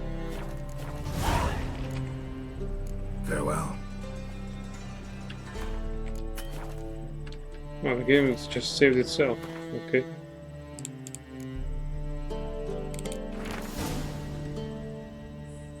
A few remarks on basilisks and cockatrices. Why have you got such big eyes, Grandmom? Asked the little girl with worry. Shriek! Shriek! Replied the basilisk. Grandmom, why do you say shriek? Shriek! Asked the little girl with surprise. The basilisk didn't reply, but instead clamped its toothy, venomous maw over the curious little girl and swallowed her up. Luckily, a witcher by the name of Eskel was wandering these lands in search of Zoigol. The witcher was experienced and so knew basilisks only turn people to stone in fairy tales. He also knew it is best to avoid their venom. Eskel noticed the monster had recently eaten, and before anyone could say ready, steady, go, he threw himself at the beast and cut it open with his silver sword. The basilisk's stomach opened up and the witcher saw the half-digested foolish little girl inside.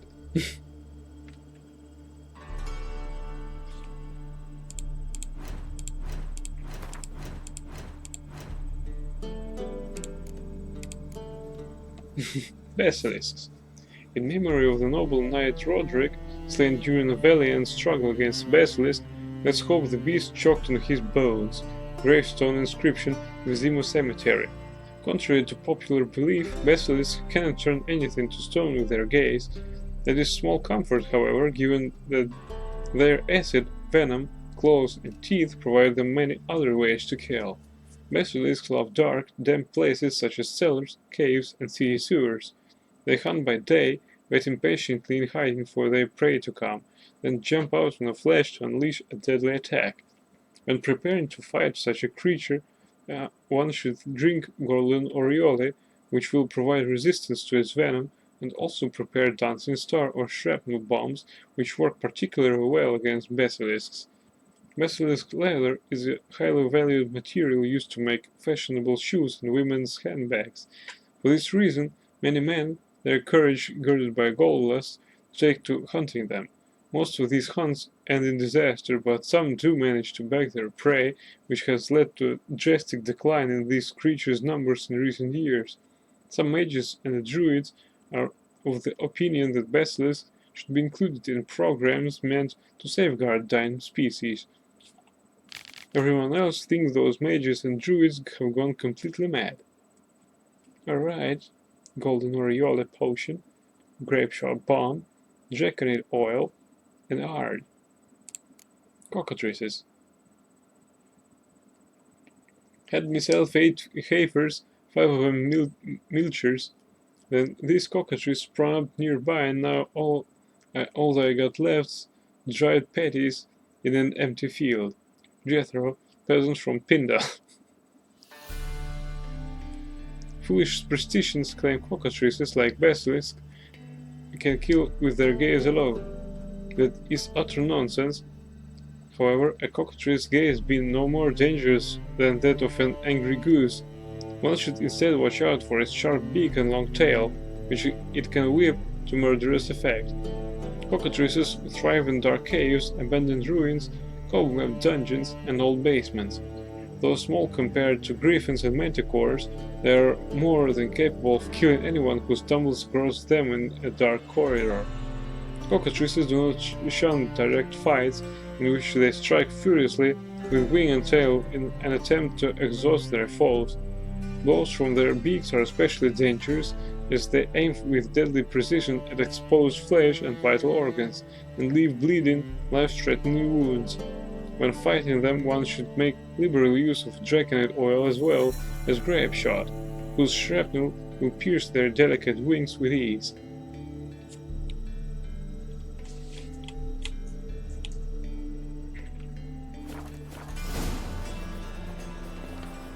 Cockatrice decoction, basilisk decoction.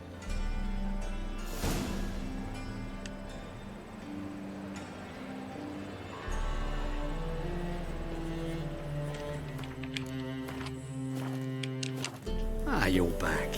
I'm back. Let's see these books of yours.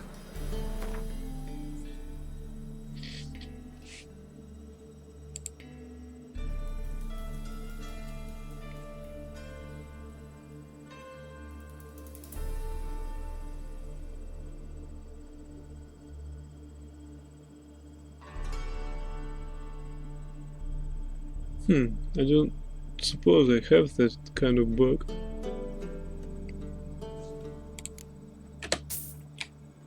Yes, I didn't have it. Farewell.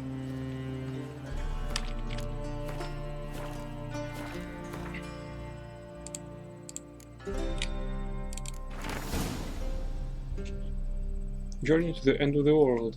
Sirens, the Harpies' distant relatives, are winged monsters found in the Skellige archipelago, most frequently on unpopulated isles or in the inaccessible coastal areas of populated ones. According to legend, they are daughters of the mythical winged giant Hraslev, who lives in the edge of the world and births gales with the waving of his wings. Hrasvelg's daughters seek out the company of giants and often make their nests near their lairs. These creatures attack boats and ships from the air, tearing sails and rigging to shreds and rendering the vessels immobile. At times they will snatch men or cattle from the deck and drop them from great heights to their death. They also attack travelers trekking across isolated beaches.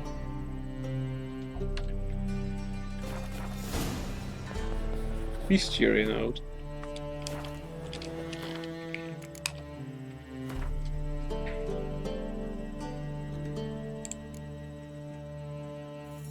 Erinias.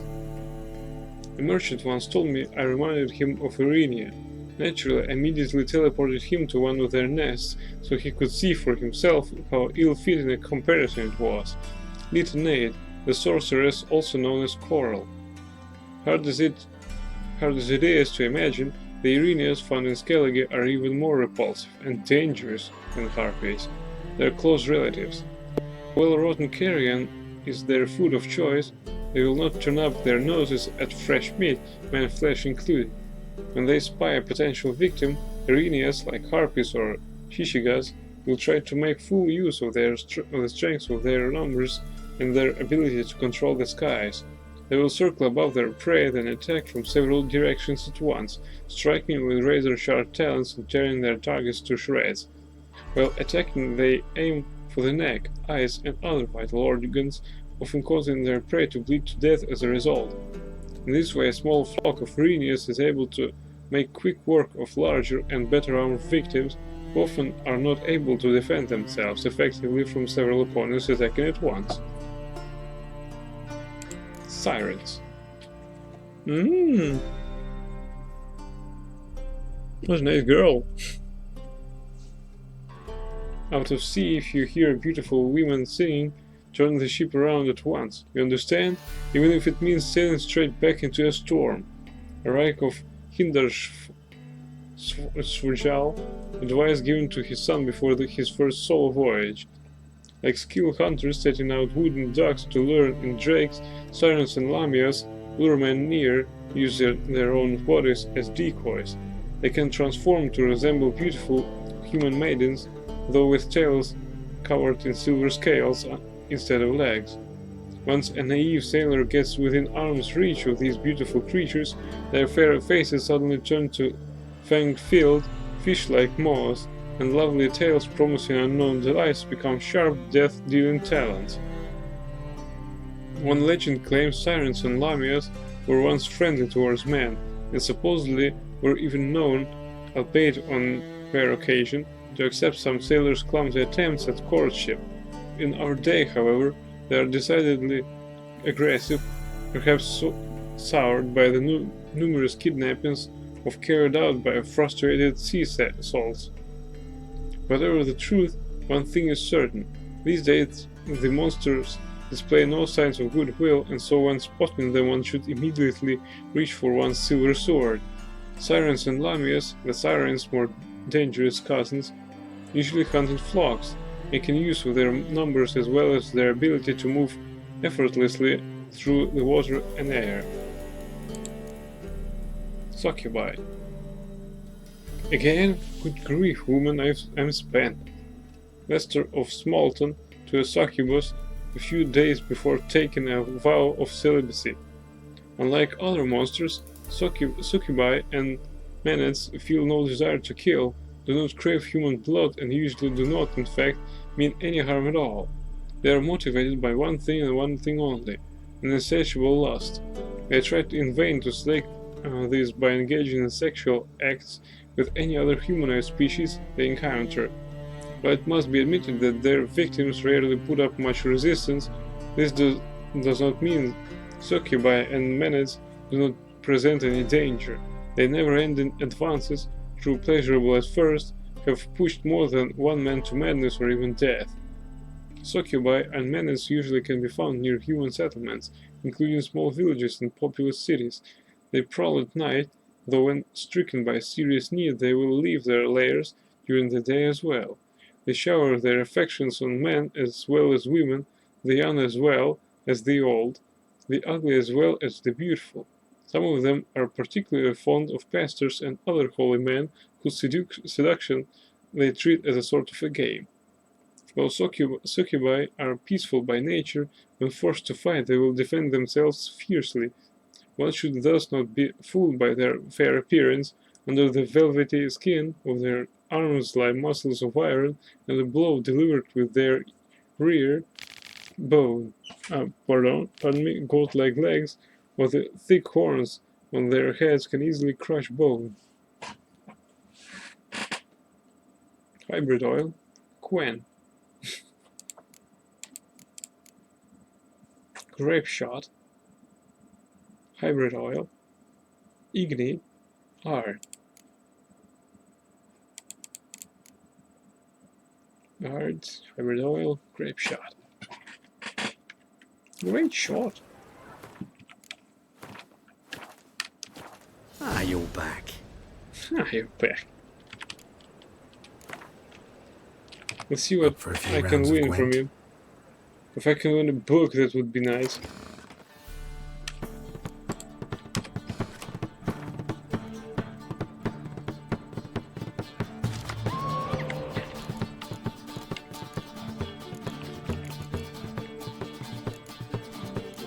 Nice catch from the start.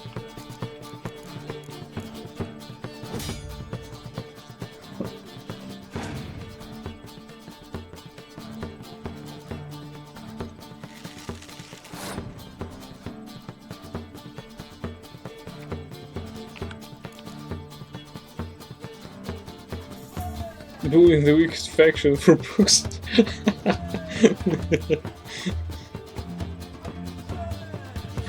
Yeah, in the name of books.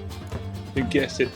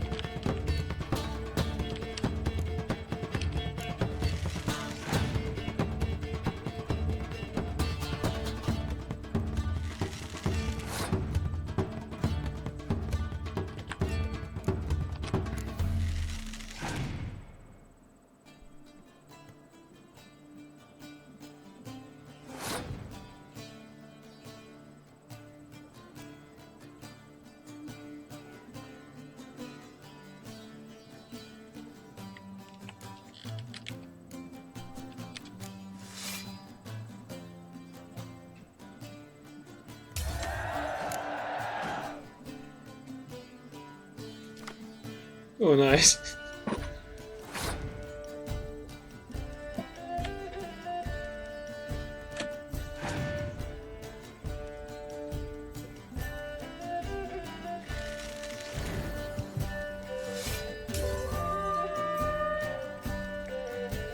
And stay dead.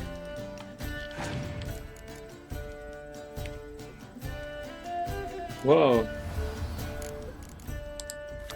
Cirilla, Fiona, Ellen, Rhiannon. No one fairy tales cease to be tales when people start believing in them.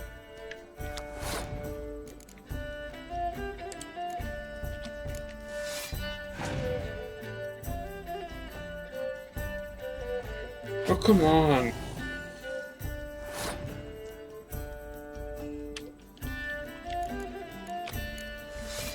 Don't burst Vesemir or you're dead.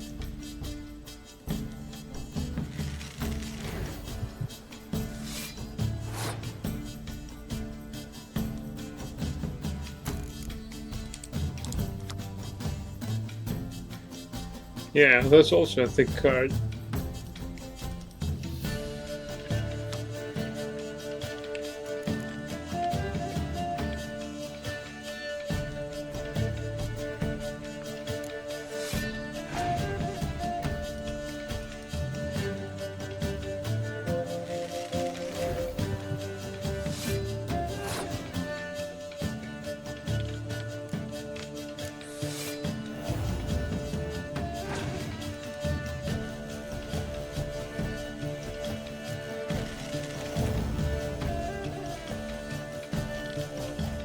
Ooh, that was a close one.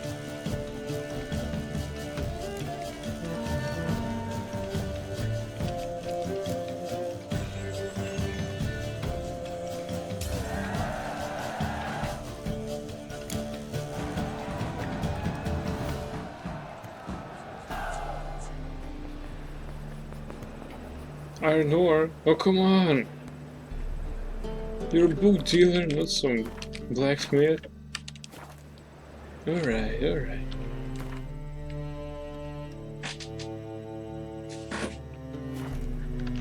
Ah, you're back. Ah, you're back. Let's see these books of yours.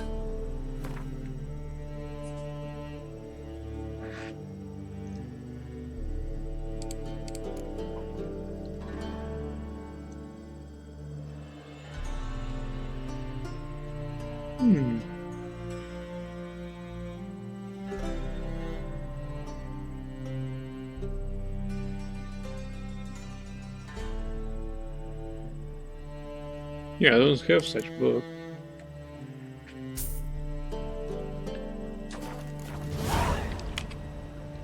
Farewell.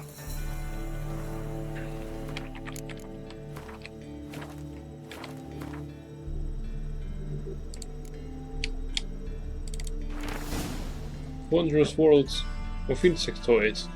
One is hard-pressed to think of a creature more hard-working and better organized than the Endriga. Ants, bees and termites are no match for them in this regard. Endrigas best even humans when it comes to foresightedness and industry. In fact, the human race could benefit a great deal from following their example, resigning from the primitive and obsolete social structures of feudalism and adopting instead a form of arachnocommunism. In arachnocommunism, every individual has a specific place and performs a specific labor for the common good. The roles are as follows: worker, soldier and queen. Each comrade contributes to the necessary daily toil according to his special abilities, and takes from the common fund of wealth according to his special needs. KK comrade.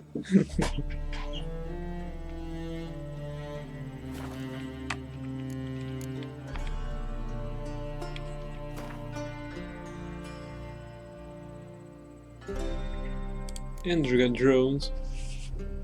Lazy, good-for-nothing men are sometimes called drones. That's an insult to Endriga drones who at least get off their arses to fight. Evelyn Harker, herbalist. Endriga males, called drones, are gluttonous creatures whose only aim in life is to eat, fight and reproduce. Yet when venturing outside their nests, these aggressive hunters attack any and every creatures they come across. Endriga drones live but brief lives, the culmination of which comes in the autumn when they fertilize the queen. They pass the time leading to that moment protecting the colony's territory. Weaker drones die in these battles, while the largest and strongest survive. These elect individuals' genes are passed down to the next generation of Endrigas, while they themselves are killed after fertilization takes place and their bodies used to feed the hive during the long winter months. Drones are easy to identify thanks to their distinctive cone-shaped abdomens. Unlike other Endrigas, they can attack from a distance, sending out volleys of poisoned quills. As with all of their kind, bleeding has no effect on them and insectoid oil does them great harm. Insectoid oil, golden aureole.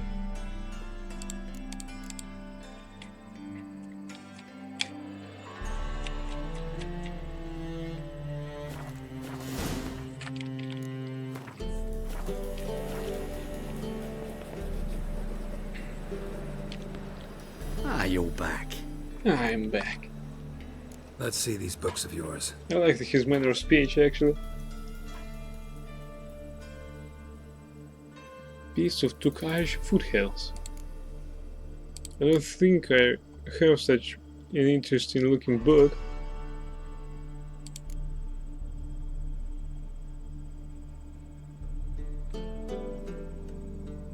Although I have this yellow diary.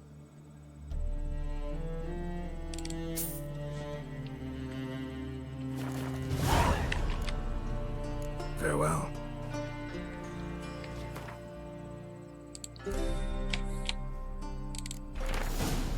The peasants of the Tukaj foothills say fiends are born of magic. For at times witches cast spells on bears, causing them to mount boars, and the resultant offspring is neither boar nor bear, but has the makings of a fiend. Usually such boar piglets die of hunger, but they are at times found and taken in by witches. Raised on enchanted milk, they grow in strength, and soon enough the milk is no longer enough for them. Now fiends, they start hunting and kill their victims with the ferocity of a boar and the strength of a bear. If they remain ever true to their mothers, meaning the witches protect them from danger, answer their every summons, and aid them in all things.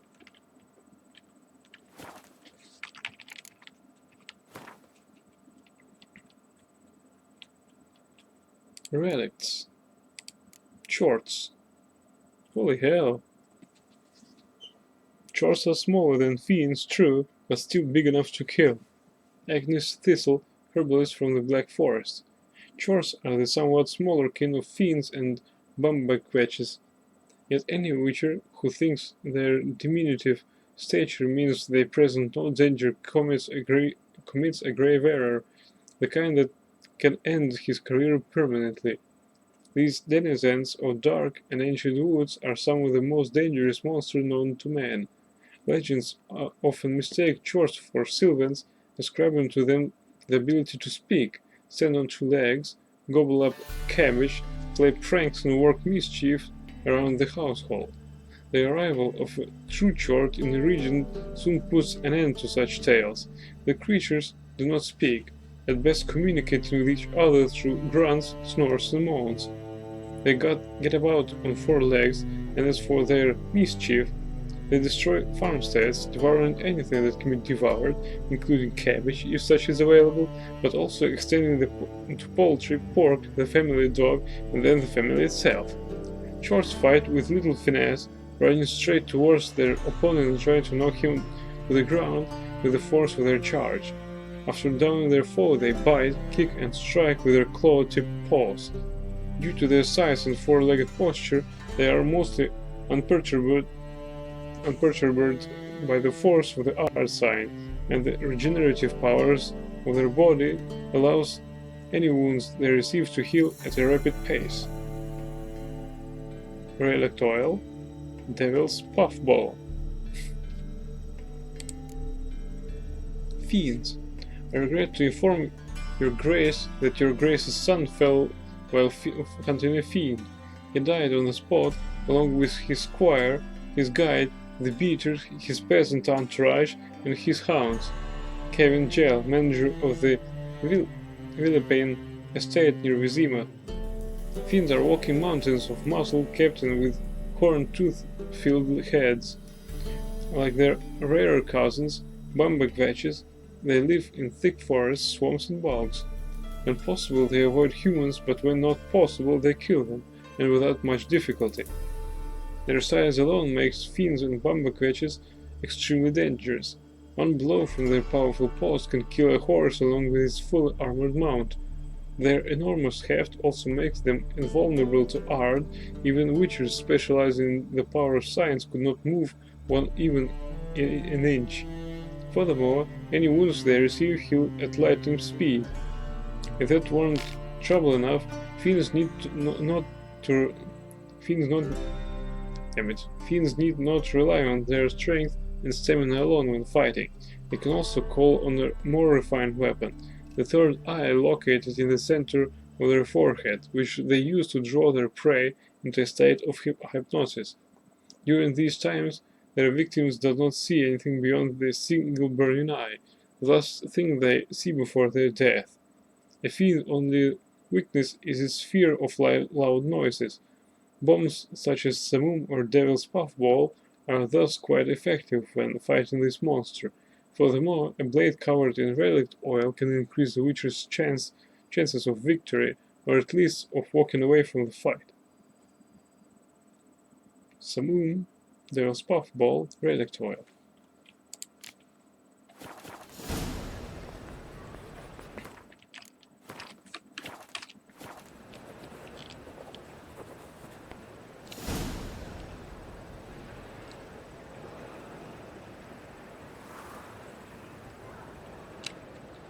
Ah, you're back. I'm back. Let's see these books of yours. I got so little money. The Wild Hunt. Do I have such a book? I doubt it.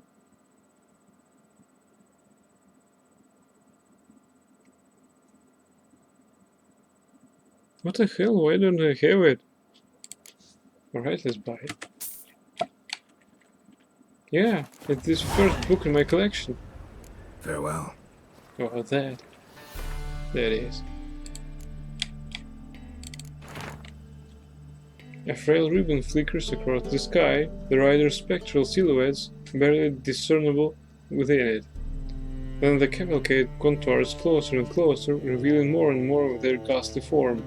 Now the buffalo horns atop their helms penetrate one's view, now the crests betwixt them, and now the skull-like face exposed beneath their visors. The riders sit astride skeletal mounts, bits of burden stuck to their sides like poles. A furious gale howls through the willows. Their blades now glisten like unfailing stars in the black sky. The wind howls louder and louder. No, that is no wind. It is ghoul song. Suddenly, the nightmarish cavalcade twists once more, the hooves of its ghostly mounts churning the light of will-o'-the-wisps hanging above the bog. At the head of the cavalcade rides the king of the hunt. A rust-eaten bassinet sways above a skull-like mask. Gaping eye sockets burn with a pale blue fire.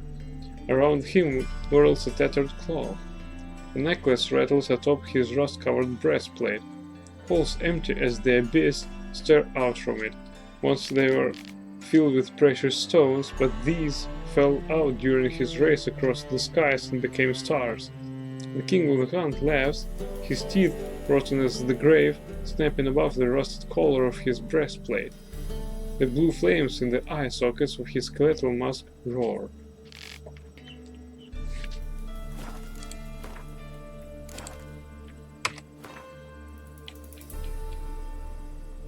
Nothing new in the bestiary. Ah, you're back. Oh, I am back. Let's see these books of yours.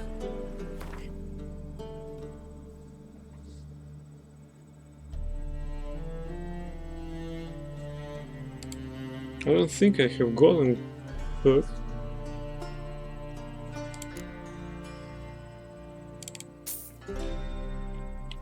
Yay!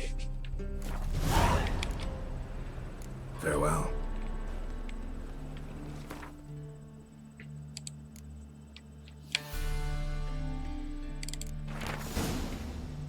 Golem, or man's most faithful servant.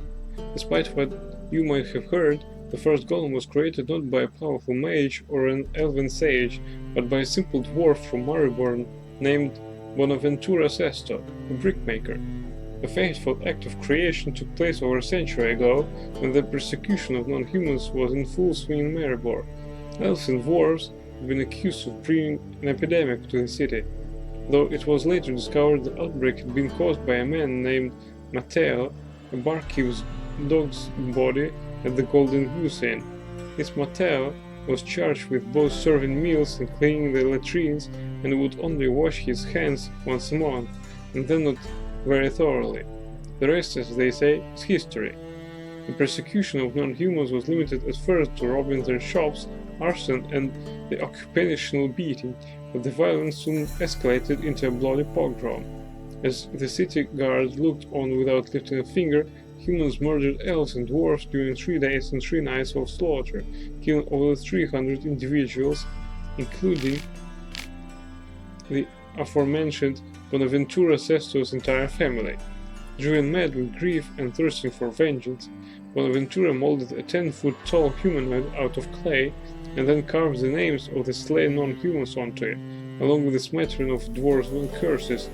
Once finished, he slit his own throat, and when his blood splattered his gigantic statue, it came alive and started walking towards the city. Bonaventura had his sweet revenge on his persecutors. His creation killed almost 500 humans, including the mayor and the entire city council, before the soldiers from the city garrison could take it out using their ballista. The Conclave's later investigation found that Bonaventura had possessed hidden magic talent.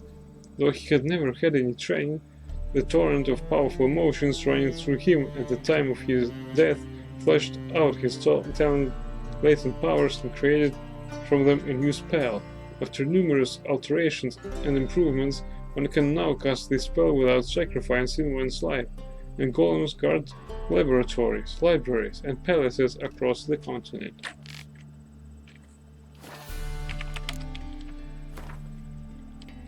Elementa, golems.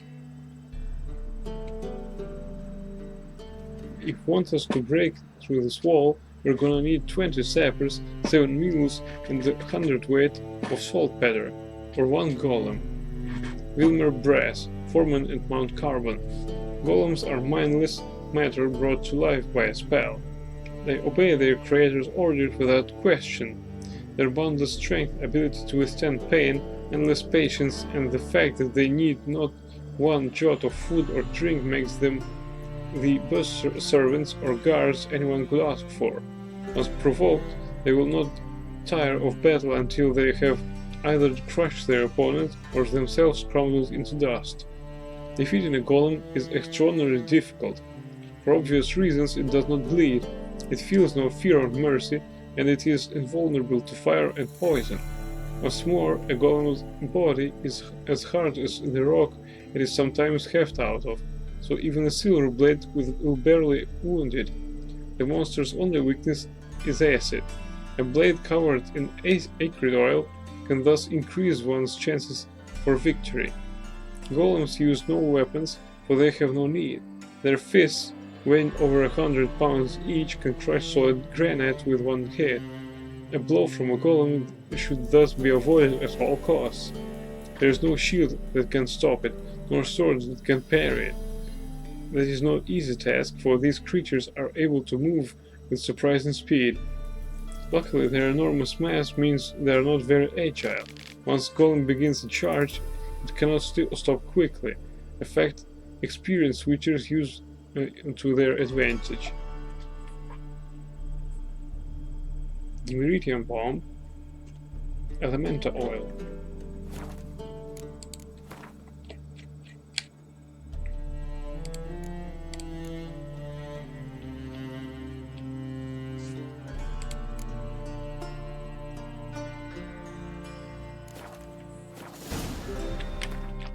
I need to earn some money.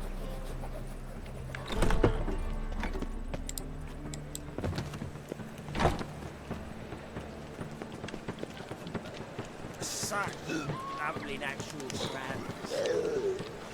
Kiss my arsehole. Sweetie, kiss my arsehole.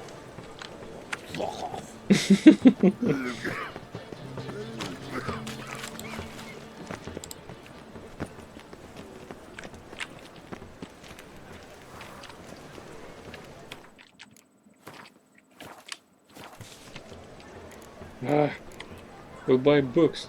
We'll purchase books. Content not important, as long as they're bound in attractive leather and have titles written in gold plate. I wish to display them on my silent in a bid to lend my domicile gravity and sophistication. Helmut Altenberg, cotton merchant. Contract, haunted house. I seek a witcher of unsullied reputation. Documentation regarding prior achievements and written references preferred. Will undertake the task of combining the residence on the outskirts of the city recently acquired by the undersigned, Count Kurt Desart, in order to find and drive off or kill the creature which is haunting it. A sizable reward is guaranteed. Sincerely, Kurt Desart, Count of Anchor by writ of King Foltest, temporarily in residence at the Kingfisher.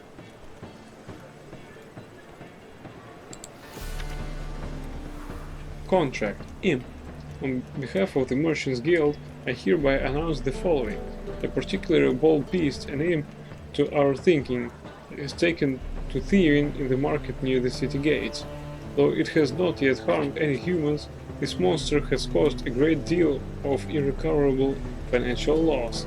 Whoever tracks it down and kills this imp shall receive a hefty reward, one free of all taxes, in accordance with our Honorable City Councilman's Decree numbered 1271C 710. Do not share in providing us assistance, good people, for retail trade is the backbone of a healthy economy, meaning the financial well-being of the city's merchants lies in all of your best interests. Sylvester Amello, Merchant. High Stakes Gwent Tournament. Gwent lovers, Count Tybalt invites you to come to the Pasiflora, where he shall proudly host a high-stakes Gwent tournament.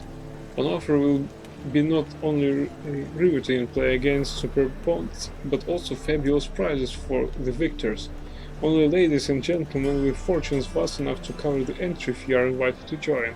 Will also require all entrants be in possession of an above-average deck, one fitted with a good measure of neutral cards. Decks shall be checked before entry is permitted. Hope to see you at the Pasiflora. Fistfights.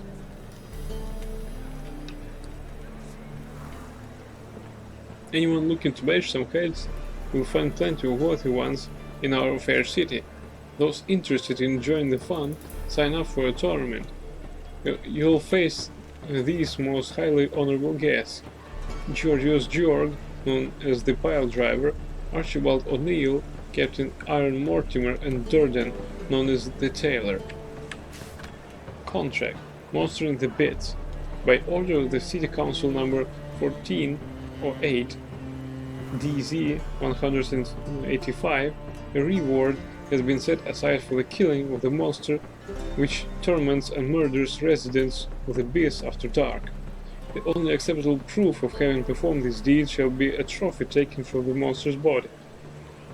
Yes, this means our mother's or cousin's or aunt's eyewitness testimony will not suffice, nor will the sworn word of any other person, regardless of his or her claimed relationship to you, the hierarch, or anyone else, and also without caring one whit for his or her alleged trustworthiness, which supposedly can be attested to by anyone at your favorite drinking hall. For more information and or to collect the reward, see the District Superintendent for the Bits. Lund, by writ of the City Council, Superintendent of the Bits.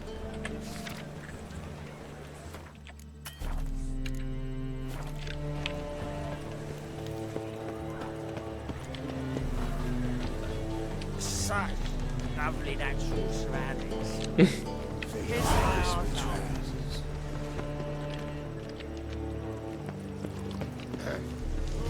What's your hair lately? What's this? What's this? Sweetie? Can I help someone?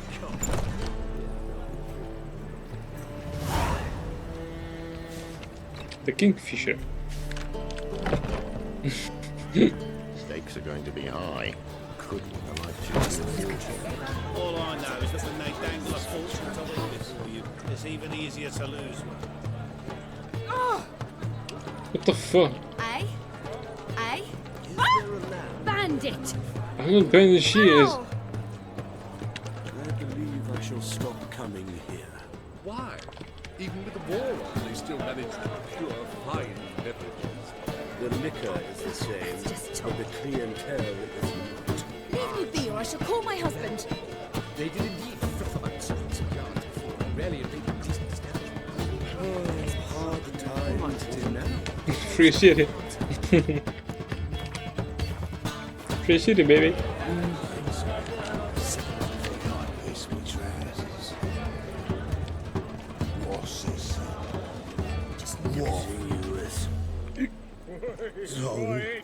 I wish you luck. You'll need it. Thank you. Stay away. So, I beg your pardon. Stay away. I'll be a true albino. Eh? Beg your pardon? A witcher. You're in for it now. Will we receive any restitution for our investments in Temeria?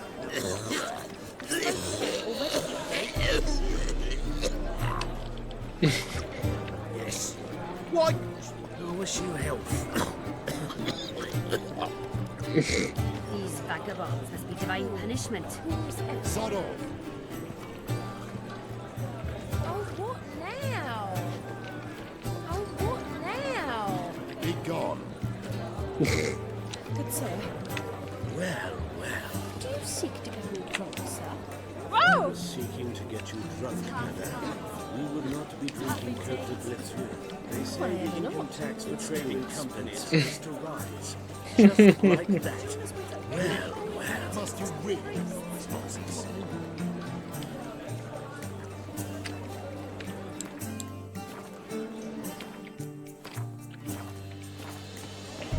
I read one look is all it takes to get scabs. Are you still here? Do not, I repeat, do not come any closer. Are you still here? Do not. Leave me be or I shall call my husband. Come Hey, closer. you're pushing me.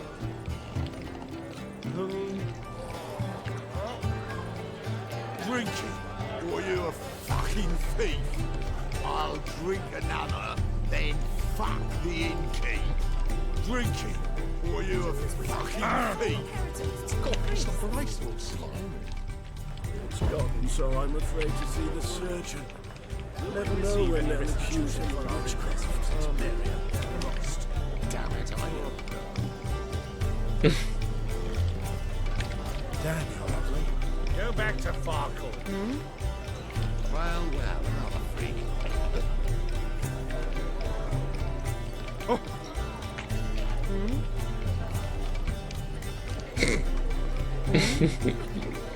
I'm disturbing people. Oh, what now? All kinds of rumours. What is it? Flies to Saddle's great broomstick. Half time. I'm thinking, not parrot to you. Indeed. I'm thinking, not parrot to you. What is it? No, tree head. Damn it, I know. Eh? I think you've had enough. I came. I listened. I'm on to the fire.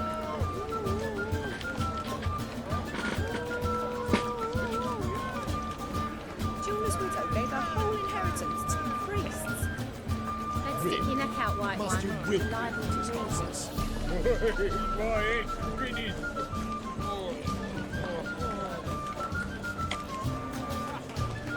fun here. Yeah.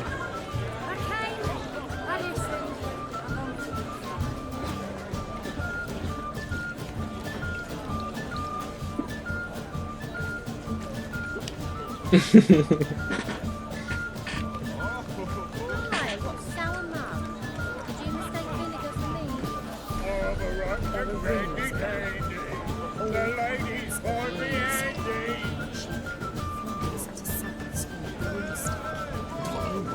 I came. I listen. What do you want? Greetings.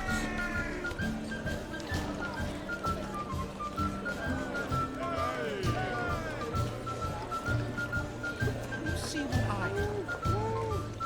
This drink was nearly nuts. Another tune, come on. Time for a change of scenery. Will you have your rags properly laundered? Or go to the fountain? Damn it, I don't know. A witcher?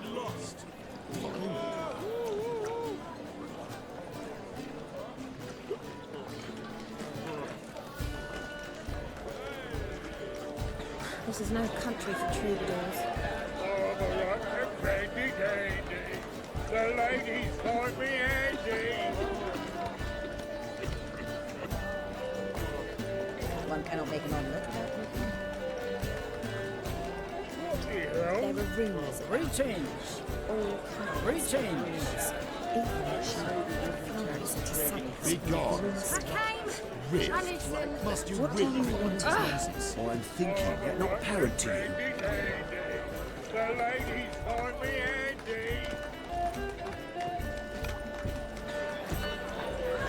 Stinks of burnt flesh. Can they not burn those fires beyond the city walls? There, gate. There, gate.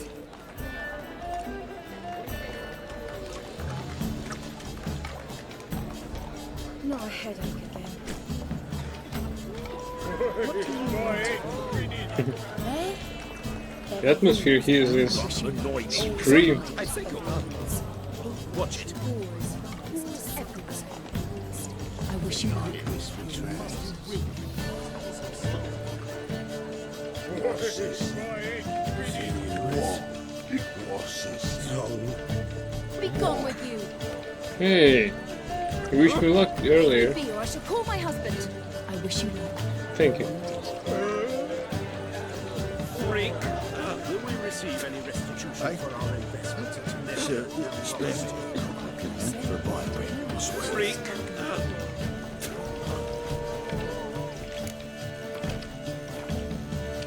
Kingfisher. Where do you get the name? Master Dandelion poetry. The kingfisher preened, then fell in the latrine. Know it? Yeah. Also know the one about Princess Annie, who drowned in the River Fanny. Yes. At any rate, the kingfisher welcomes poetry lovers with open arms. Some of the brightest stars in the literary firmament perform here. What are you serving today? Damn it, I don't have enough money for that. I can't defend it. Square tail, square tail, square tail.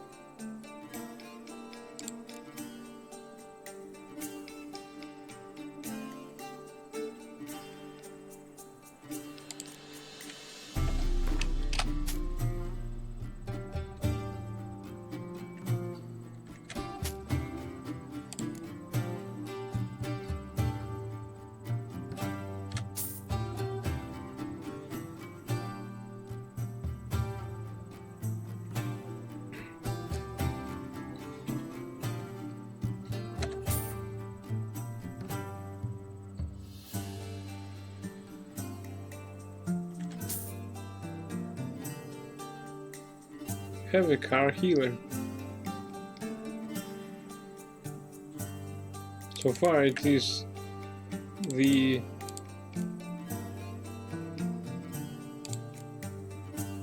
damn it, the most expensive card.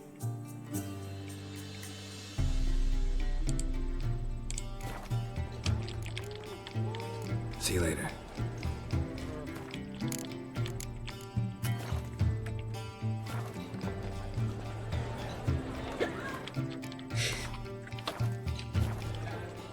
got to be of service? Looking for a partner. Wouldn't mind a round of Gwent. Then you're in the right place, friend. If you'll play now, I'll stake the unique card from my collection. Sure, let's play.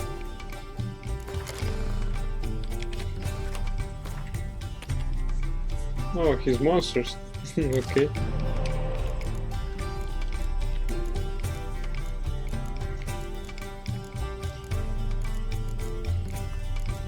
Not bad. Not bad at all.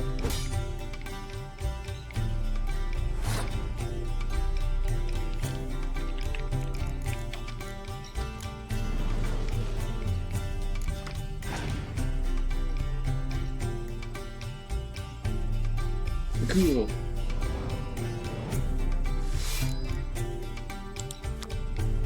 If ghouls are part of the circle of life, then it's a damn vicious circle. They're different. Although they're they're so weak.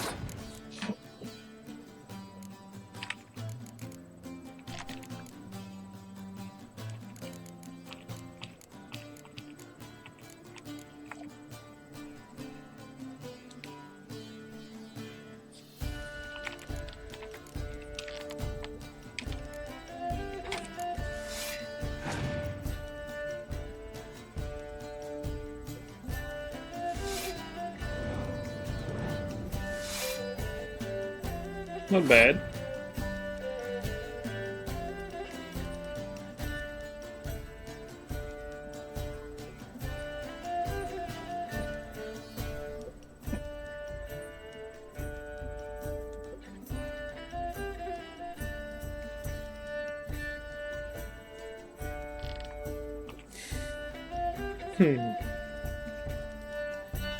Your son will lose so much that's even embarrassing.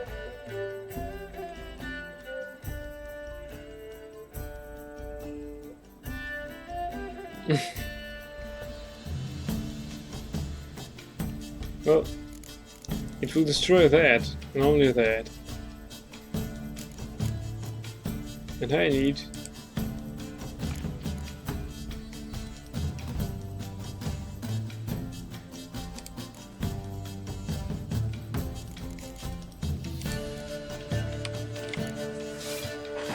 Let's try winning. Oh, okay, passed.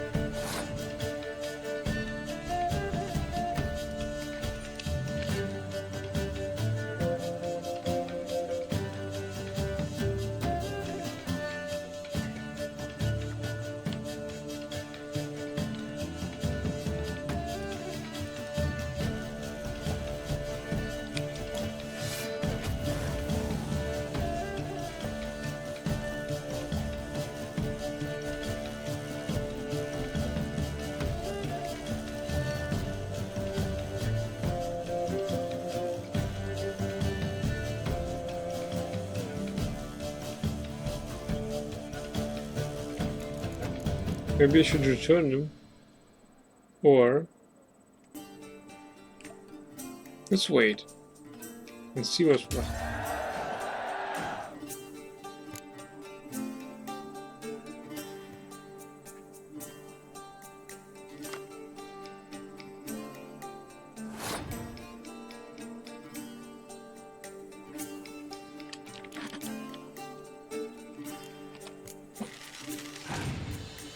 Maybe I should have returned the dragon.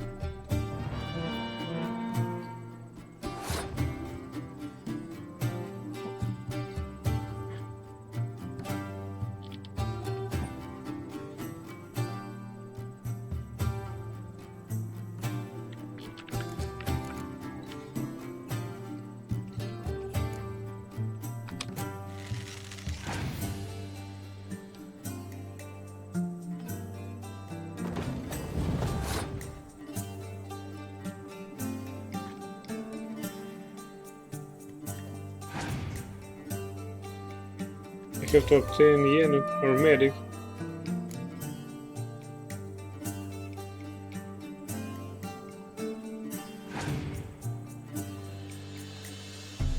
Yeah, I should have actually returned it, as now I don't have any card, and these are just useless now. Crap.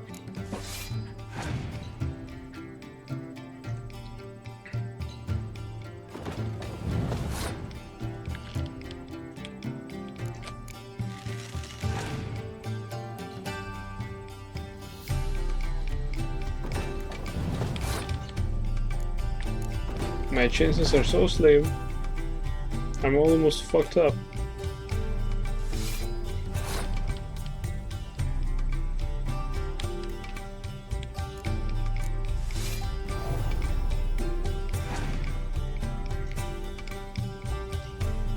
Oh, damn it.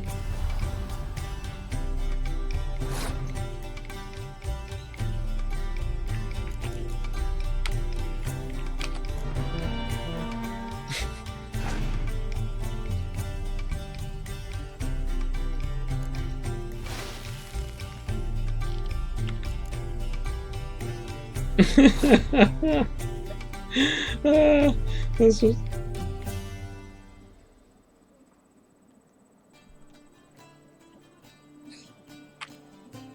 Monsters have only melee roll, mostly, so you'd ban other cards in round 1. Have push round 2 for more of his cards.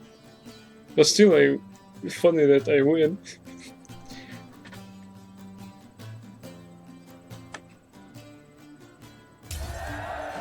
Yay! Pure luck. You win. Card's yours.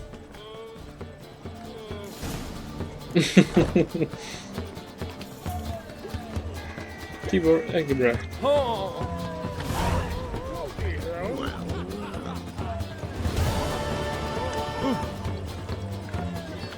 Freak. Freak. Because that's AI. Hey, watch it. Whoa.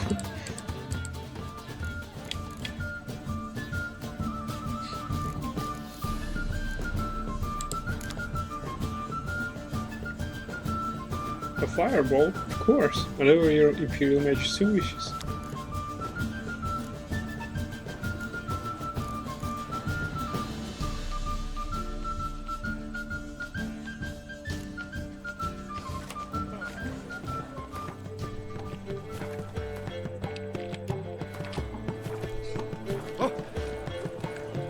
How can I be of service? Bye. See you later. We need to win some money before we... Oh, nice. We need to win some money in order so we could have some spare money and everything else.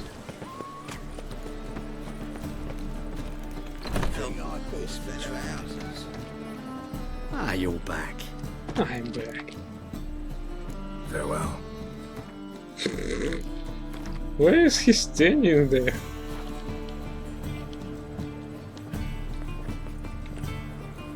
He stands on a pile of books. Ah, you're back. Ah, I received Tibor, not Albrecht. You're right. I'm so sleepy as hell. Up for a few rounds of Gwent?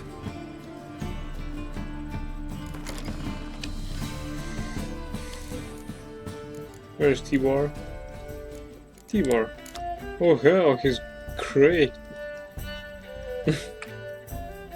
Hero.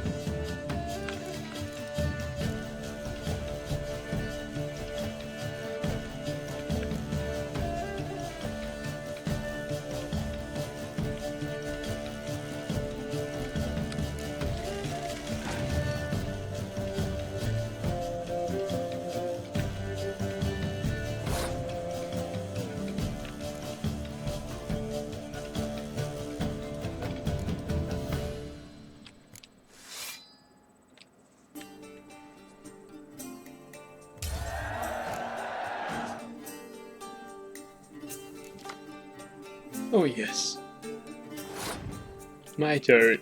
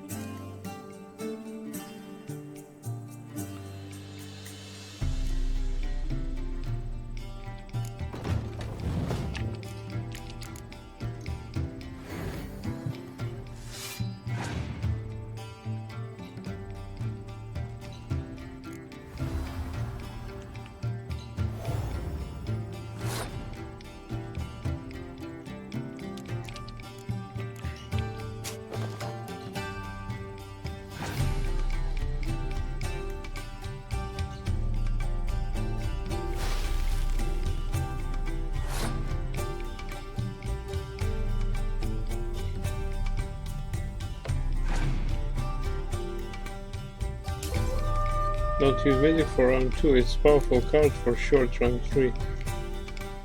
Yeah, you're right.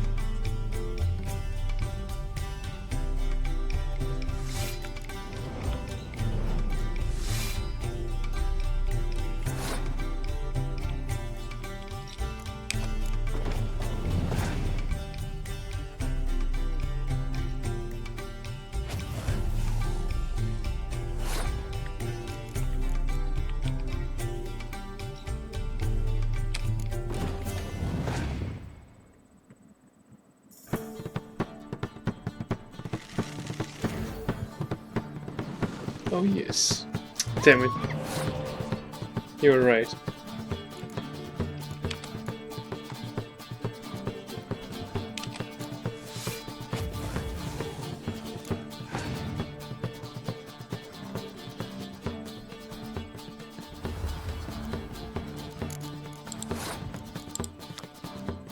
Aethne.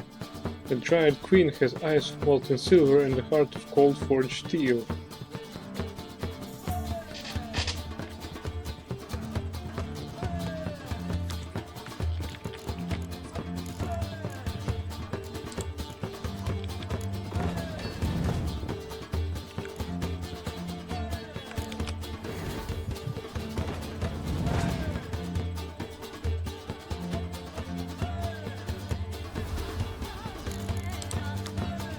Synthesis. Synthesis. Oh.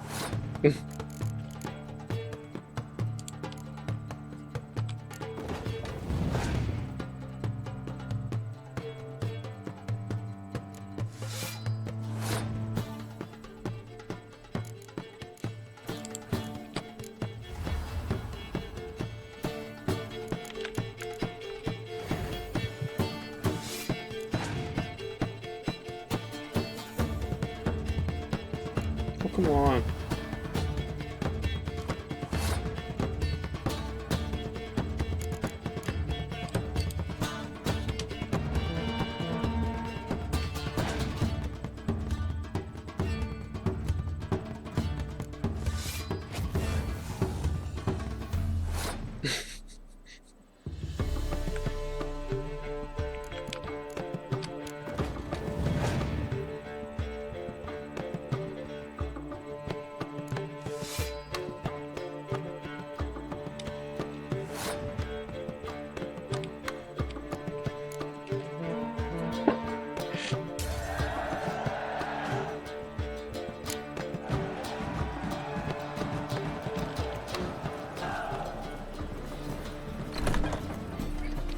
Hmm, 4 strings.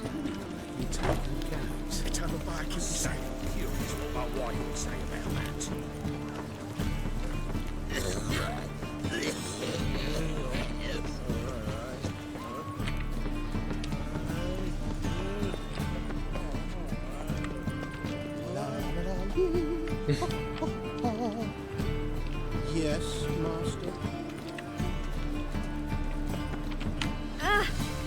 Sorry.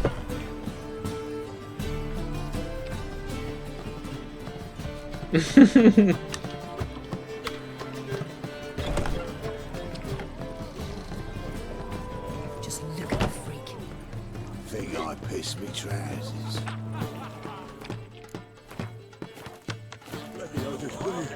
How can I be of service? What are you serving today? He serves some grant cards. Thank you very much. See you later.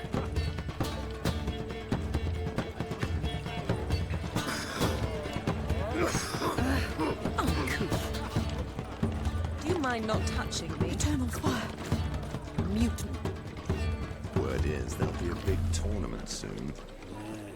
City fathers will do anything to distract.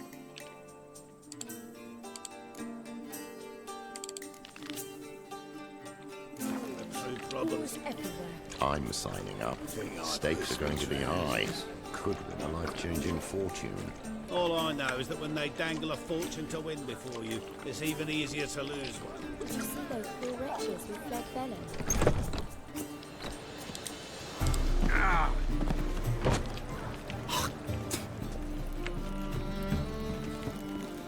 Think I don't know you as the holy terror you are. Nothing works up a first-rate business. Heard the patrol's report. Corpse gutted, eyes plucked, no evidence. Waste of words. All she drinks in the evening before she retires. Not milk, but blood. From a sorcerer's skull. And it's a sorcerer's blood, of course. Yes, good as that day. Did it day? Expect me to believe that?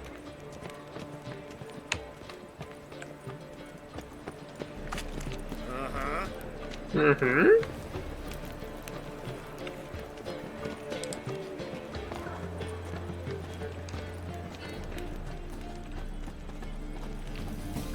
Damn you, ugly.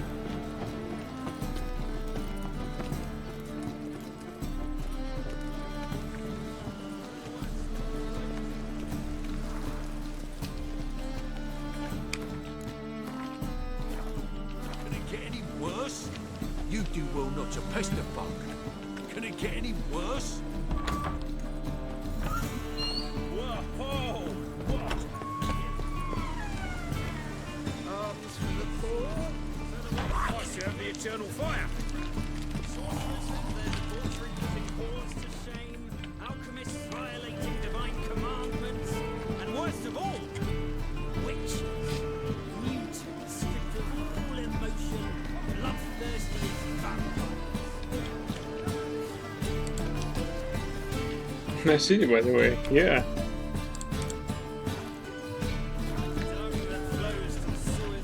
So the worst scum flows into Novigrad. Sorceresses, their debauchery putting whores to shame. Alchemists violating divine commandments. And worst of all, witches. Mutants. Ah, here comes a witcher. Look! The corpse-like visage, the beastly eyes. This is magic that's made a mongrel of a Won't let man. them boss you What's more, around, eh? Got the courage to repeat that slander to my face? readily. You are a mutant, a freak, a useless relic of a bygone age that should be burned like a withered branch.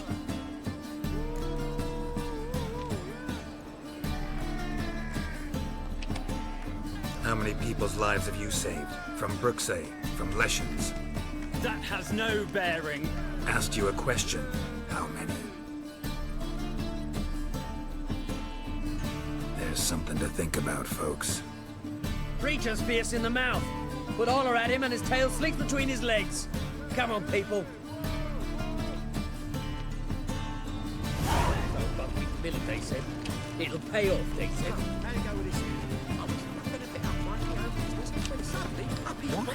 Would a witch come here? Best not cause any trouble at the inn. Eternal fire, Father of all, hear my prayer, grant my plea. Bring my husband back to health. He's a good man. Honest, righteous, eternal fire, you are my only hope. Grant what I ask and I'll spare no offering. What? What's that frown about? What? Welcome. Aye, sir. Aye, master. Aye, master. Glory be to the eternal fire. Well, a witcher. Can I extinguish it?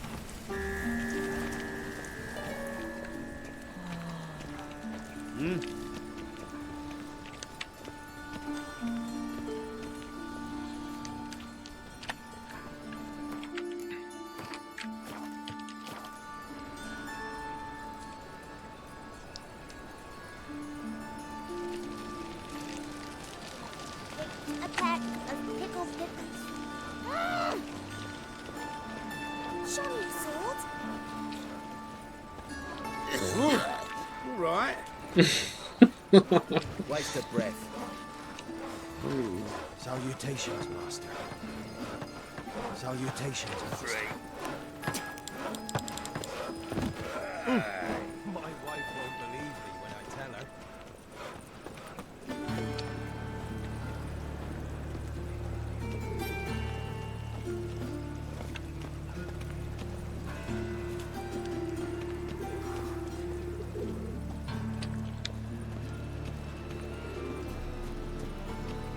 We'll call this living, Witcher. Got a new right teach. You're a bigger Come on, than come me. on.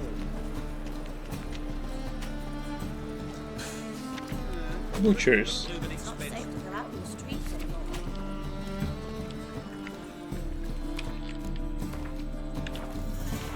Come on. No point dallying. Waste of I'm so ready, I haven't the time. Greetings. Greetings.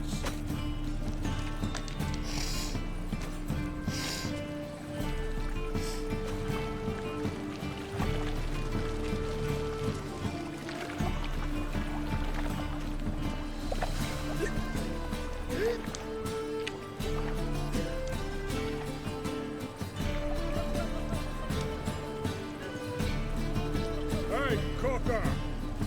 Come to bask in all this food.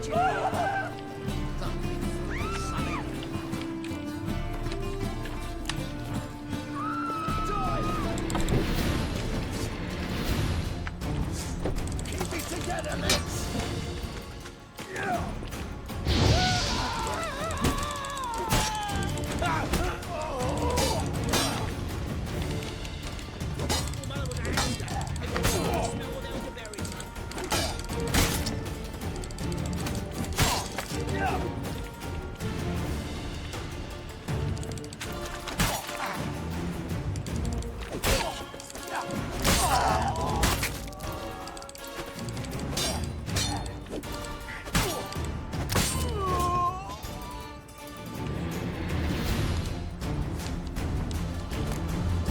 Mace. Crowns, mace. Chicken leg. Red longsword.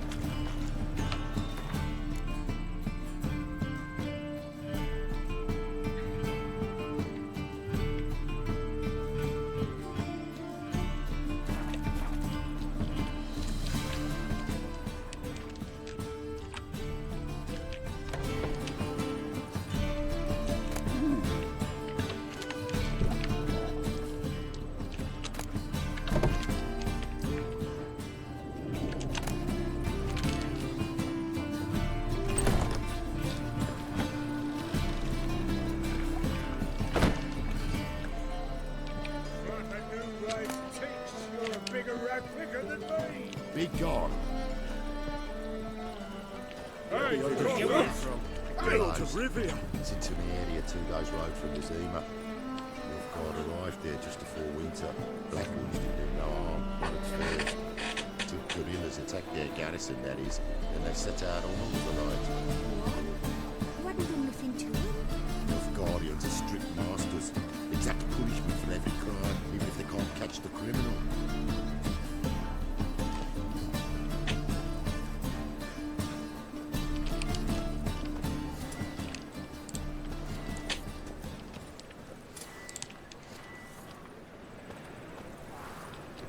Well, Save me. Beg your pardon? I'm dying of poverty.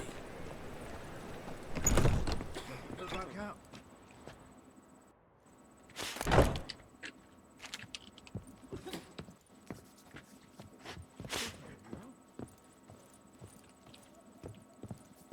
Finally, my station. What are you playing at? My bestie?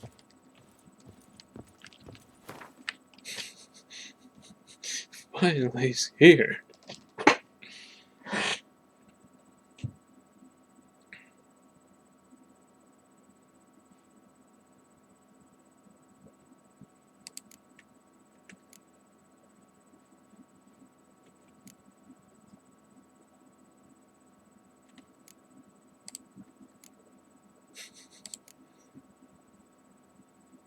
Skellige Gamesa.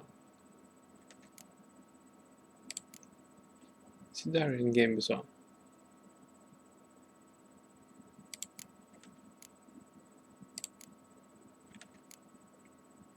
Temerian boots. Cotton trousers.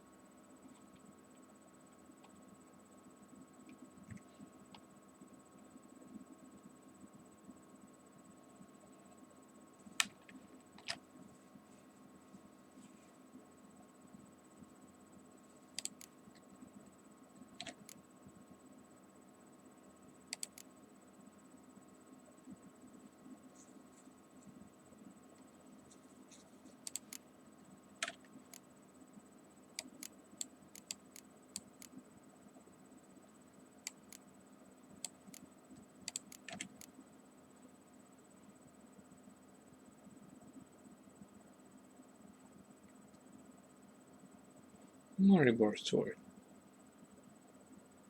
Do we have something like that? 27.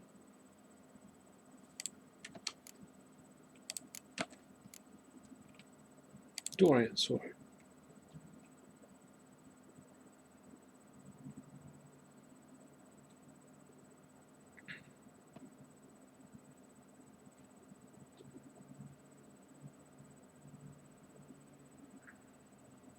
Catch it.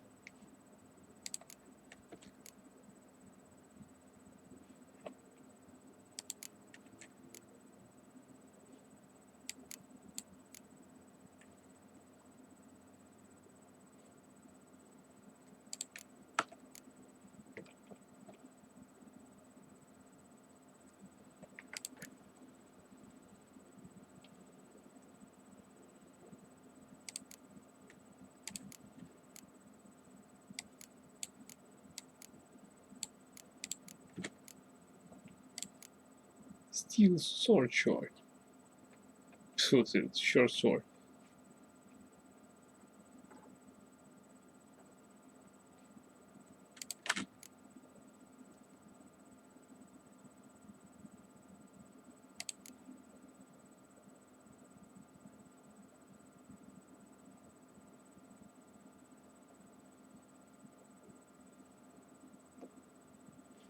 $35. All right.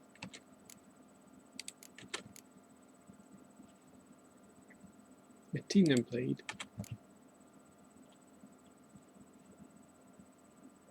Novigrad longsword.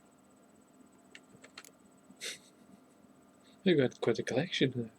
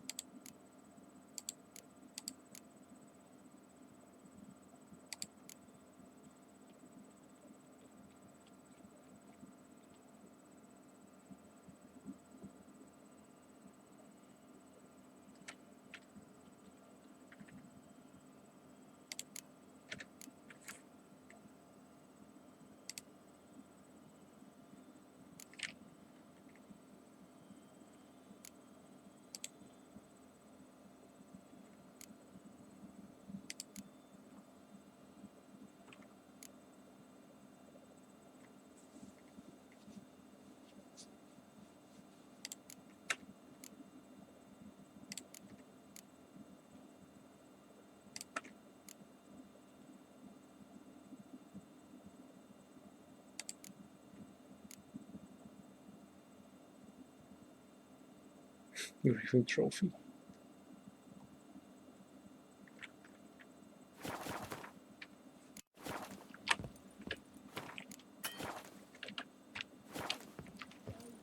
you want?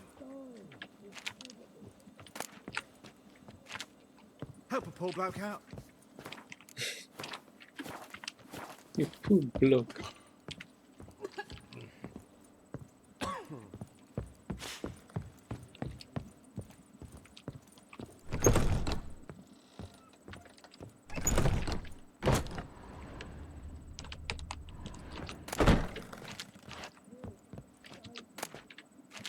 Kan det här bli?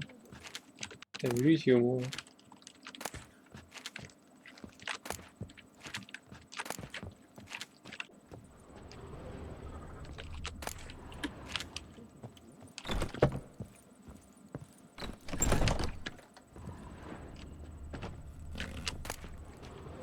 Cadwin is stowed. File. Water.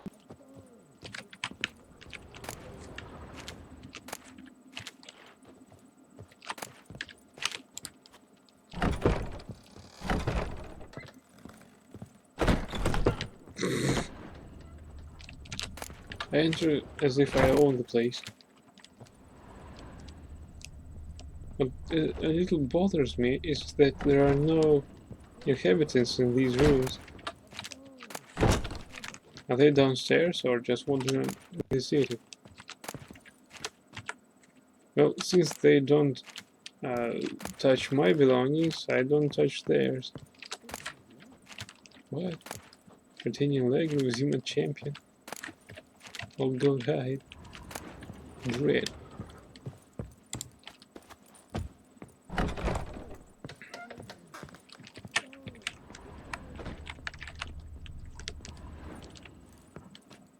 Nice view.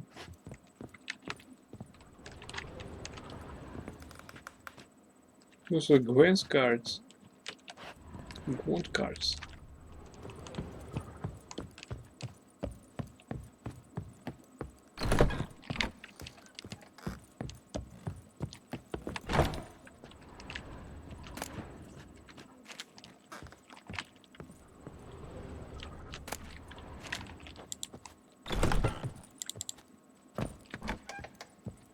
What is that?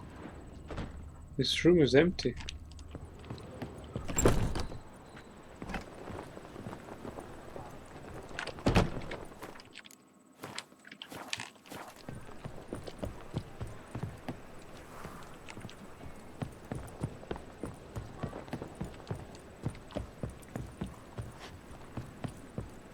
It's too high here, so I guess we need to get down. Although this is a real mystery of why this room is empty.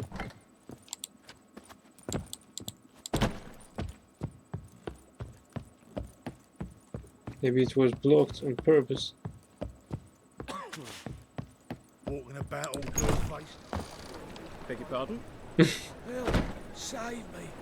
I'm dying! Geezer copper. Looking wobbly. Need some overwrap sheets. Piss off. Tough times. Oh, tough indeed. Crap. As the Emperor's spies told him, Ciri had reached Novigrad. A lone attempt to find her in the North's largest city would certainly fail. But Geralt had friends he could count on. The Witcher decided to contact Triss Merigold.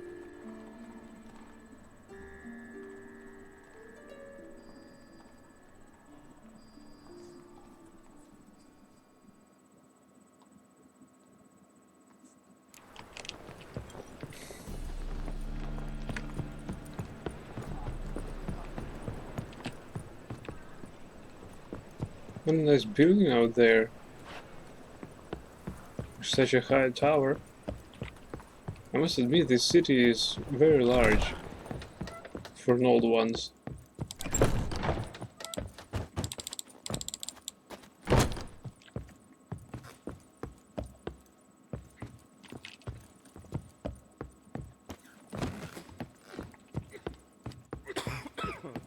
Walking about all door-faced. Beg your pardon? I think I'm in love. What village are you from? Willows. It's an area 2 days' road from Vizima. Your guard arrived there just before winter. Black Wolves didn't do This place laundry. First, took guerrillas to take their garrison. Washing your hair lately? What? Whoa!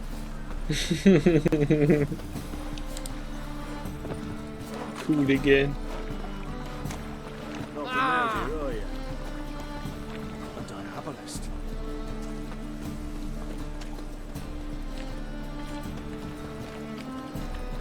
A herbalist.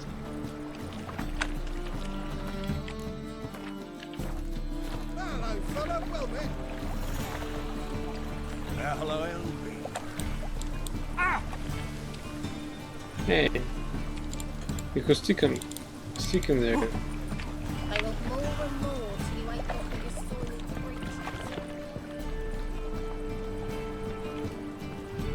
breathe. Messy.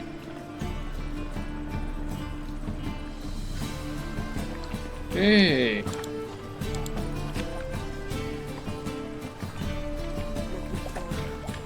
Something unusual. Yeah.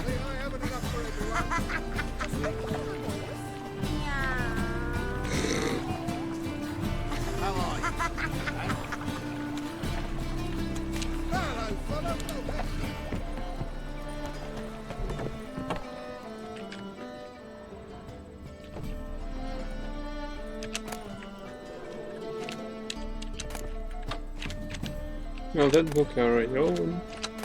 Do it yourself. To sound. This I have as well. Also the note Oxenford. I guess I already read that.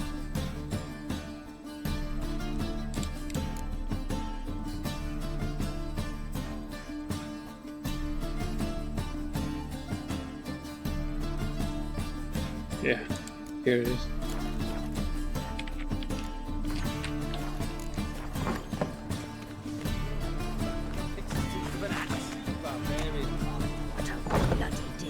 Hello, Mr. Herbalist. I found you. You want to play Gwen? A good one to you, young man. Hair's all a grey, but by your face and straight back, I know you to be in your youth. Greetings. What do you sell? Herbs, young lad.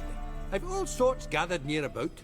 You'd be surprised what useful plants grow by the roadside. Not that surprised, actually. Monk's hood, for instance. Lovely blossom. Soothes aches and pains, but just a handful and you could poison a whole family. A very useful plant. Yeah. What else would you recommend? Have a look, young man. You seem learned in these matters, so I'll show you my special stock from under the counter. You just might have the herbs I need. What's that? Bundle of burdock. It will eat up all my money. Enhanced Thunderbolt. Oh hell, I need all that formulate.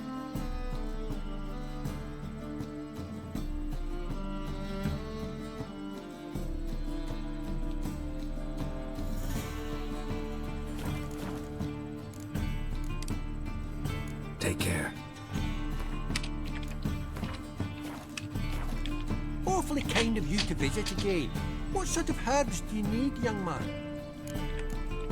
The one that reaches for cards. How about you take a break from hawking?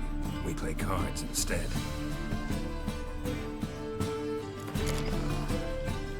He's not very thrilled with this idea, as I can see.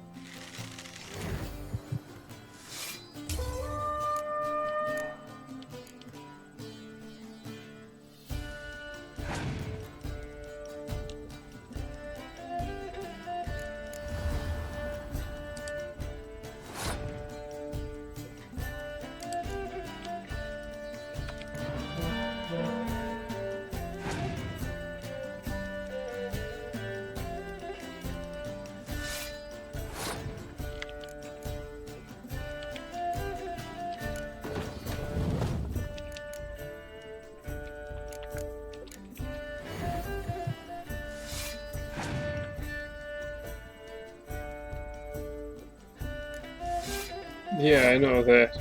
Yeah, that I've blown my whole load in the first round.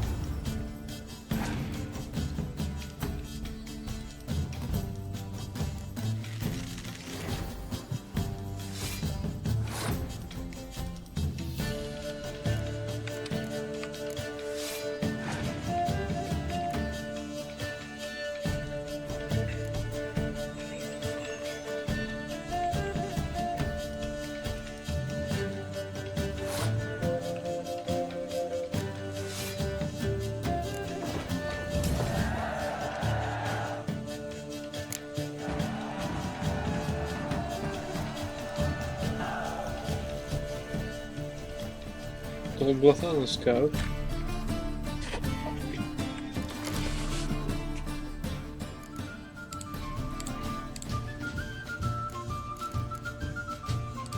Not bad.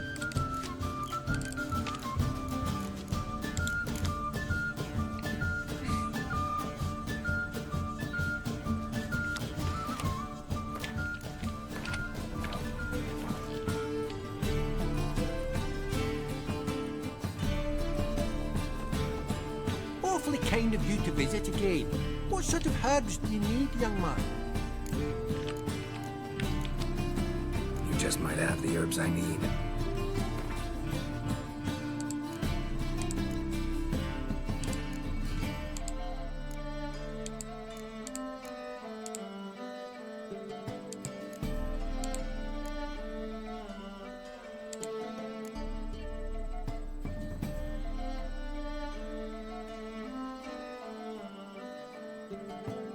I can't really tell if he gives a good price on that. Buckthorn.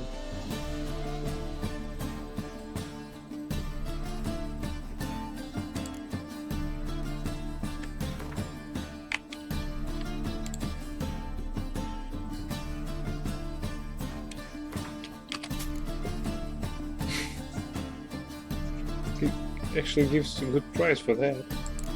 Bundle of burdock. Item needed to complete a quest.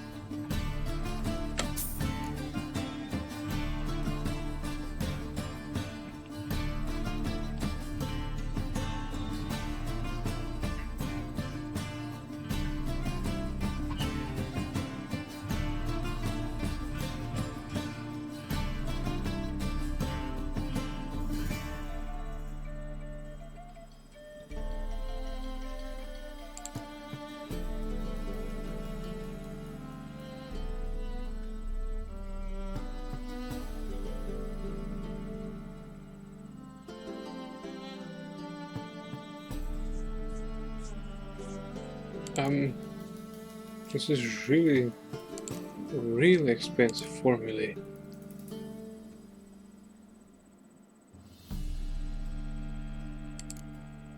And that is not.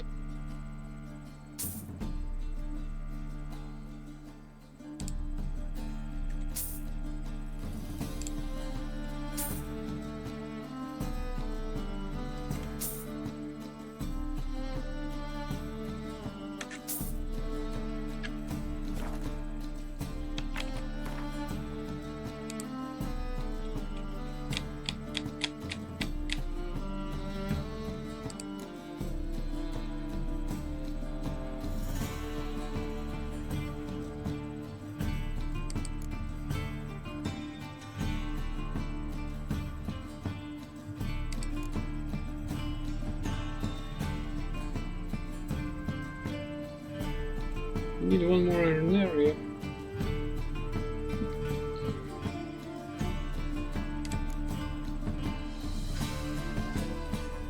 Andrea embryo.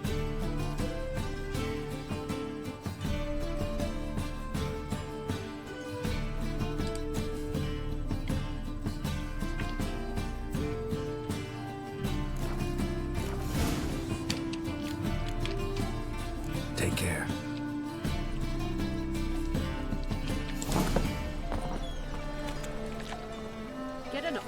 job. It is on its job. Not good.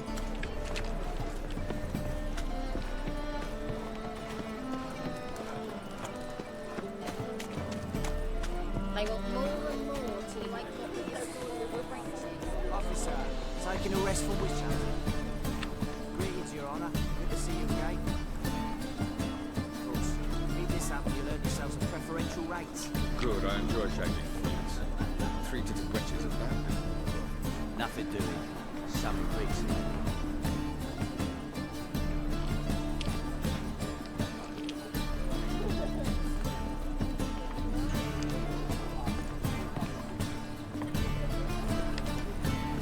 Hey. Sick. Sick of it.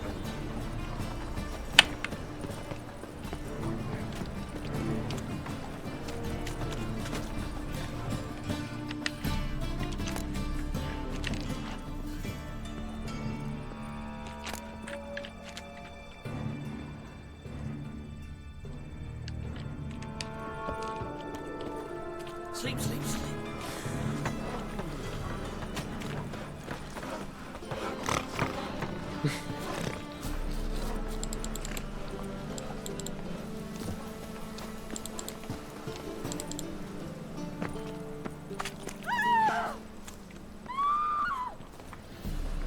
Oh, a bandit.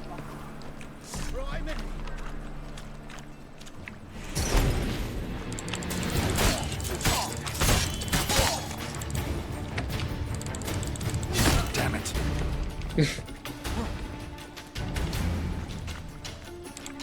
Damn it! No!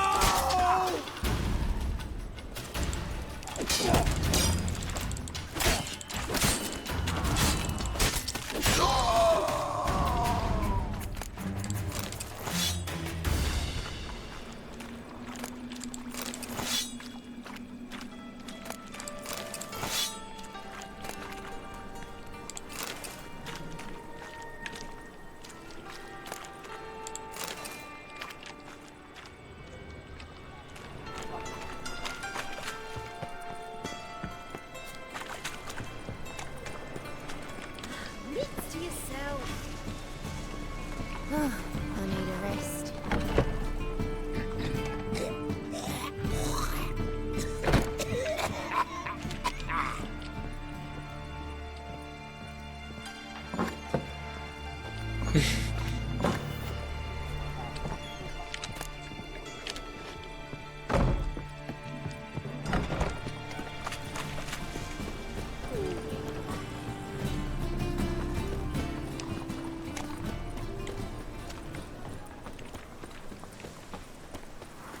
Bloody dear.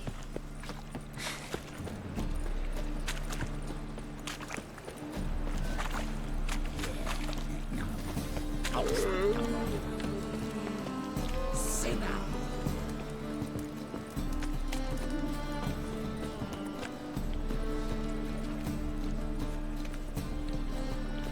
Yeah. Woo! And? Think I pissed me trousers. Said I'll come to the wrong place, but he still done.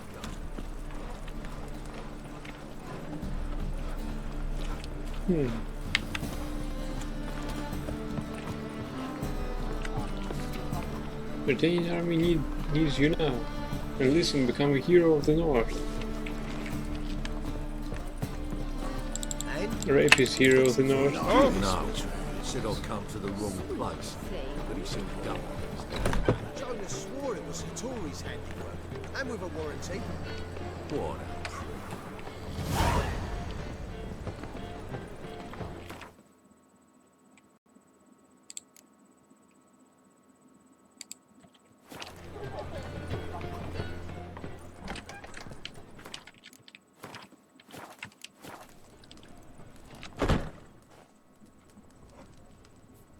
What do you have on offer? Redanian dumplings, speciality of the house, heartily recommended. Blimey. A vat gun in my establishment? It can't be. How do you know I'm a witcher? You joking? Silver blades. Who else uses them? crafted in Mahakam, am I right? Must be about 40 inches long. An elven sword expert. You must be Ibir Hattori. Ah, indeed. I am. Geralt of Rivia. Heard a lot of good things about you. A pleasure, Geralt. How might I help you? Care to try a dumpling?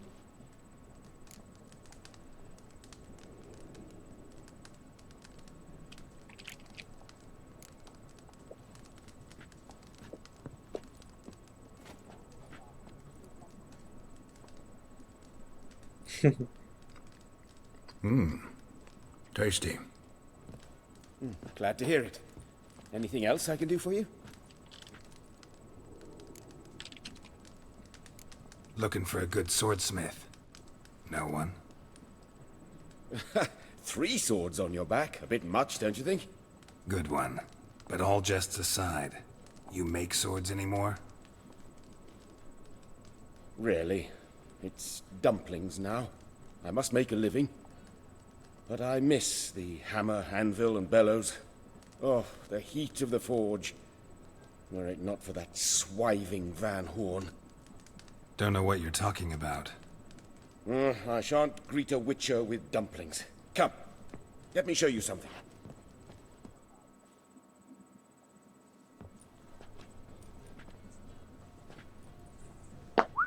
Quite a collection. Premium quality, too. Thank you. I've kept these as mementos.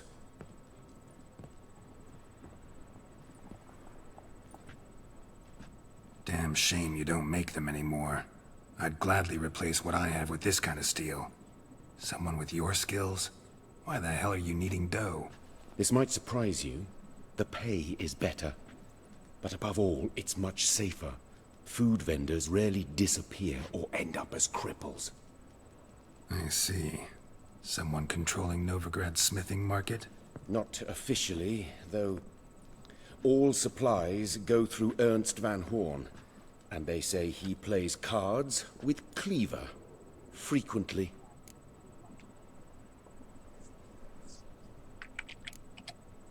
Ernst Van Horn. Who's that? Modest beginnings. A small dockside workshop. However, he proved extremely ambitious. He knew he could not compete with other swordmakers on skill alone, so he resorted to other methods. Other methods? A bit of slander here, buying business debt cheaply and taking over there. And whenever the competition was a ploughing non-human, he'd accuse them of being Havocars. Is that how he did you in? I did not give up without a fight. I went to Town Hall, negotiated. Alas, it was all in vain. He'd already enlisted Cleaver's protection. And in Novigrad, few dare get in Cleaver's way. Tried negotiating? Making a deal? With Van Horn? Do you jest? He's a proper heartless bastard. Either play by his rules and pay him, or go out of business. I see. But I shan't complain. Dumplings have proven an excellent source of income. It's just... well... You miss the heat of the forge. Tried getting supplies from someone else? Those rogues of the underworld control all the sources. How am I to talk to them? Unless... would you be willing to help me? Want me to help you get you supplies? How? Just come with me to a meeting. As my bodyguard, it'll bolster my confidence. Truth be told, not so long ago, I tried negotiating some iron deliveries with one of the King of Beggars' men. Take it he's important in the underworld, too. Yes. What's more, he's on piss-poor terms with Cleaver, who backs Van Horn. It's just... he demanded an inordinately large share of the profits. I thought you might help me negotiate. I don't mean gratis. I'm certain we can agree on a fee. Could I choose something from your collection? Oh, forget this rubbish. I shall forge you a sword fit for killing gods. I don't know. Criminal underworld. Not really sure I want to meddle with them. I badly need your help. Van Horn is a Van Horsen. He must be taught a lesson. I'd be eternally grateful. Plate armor, yours. Or perhaps you'd like a catapult or a trebuchet. Fine. Arrange the meeting. Splendid. Meet me after dark, near the crane at the docks.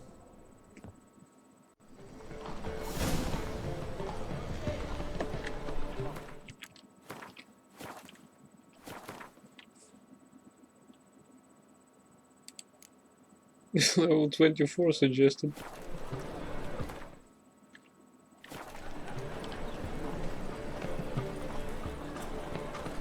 Think I piss me trousers. I think we must get this quest a bit. Although he won't die if I miss his meeting, and I won't fail this quest. Am I? Do you know?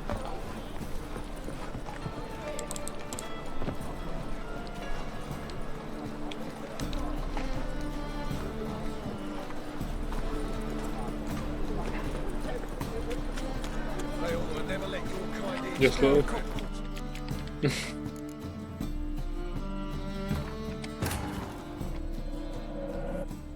Right, I load, and then I go to sleep because I'm really tired right now. A lone attempt to find her in the North's largest city would certainly fail, but Geralt had friends he could count on. The Witcher decided to contact Triss Merigold. Yeah, thank you for watching. I hope you liked it, and if you liked it, please follow my channel, and I wish you all good night, and see you next time. Hope it will be soon.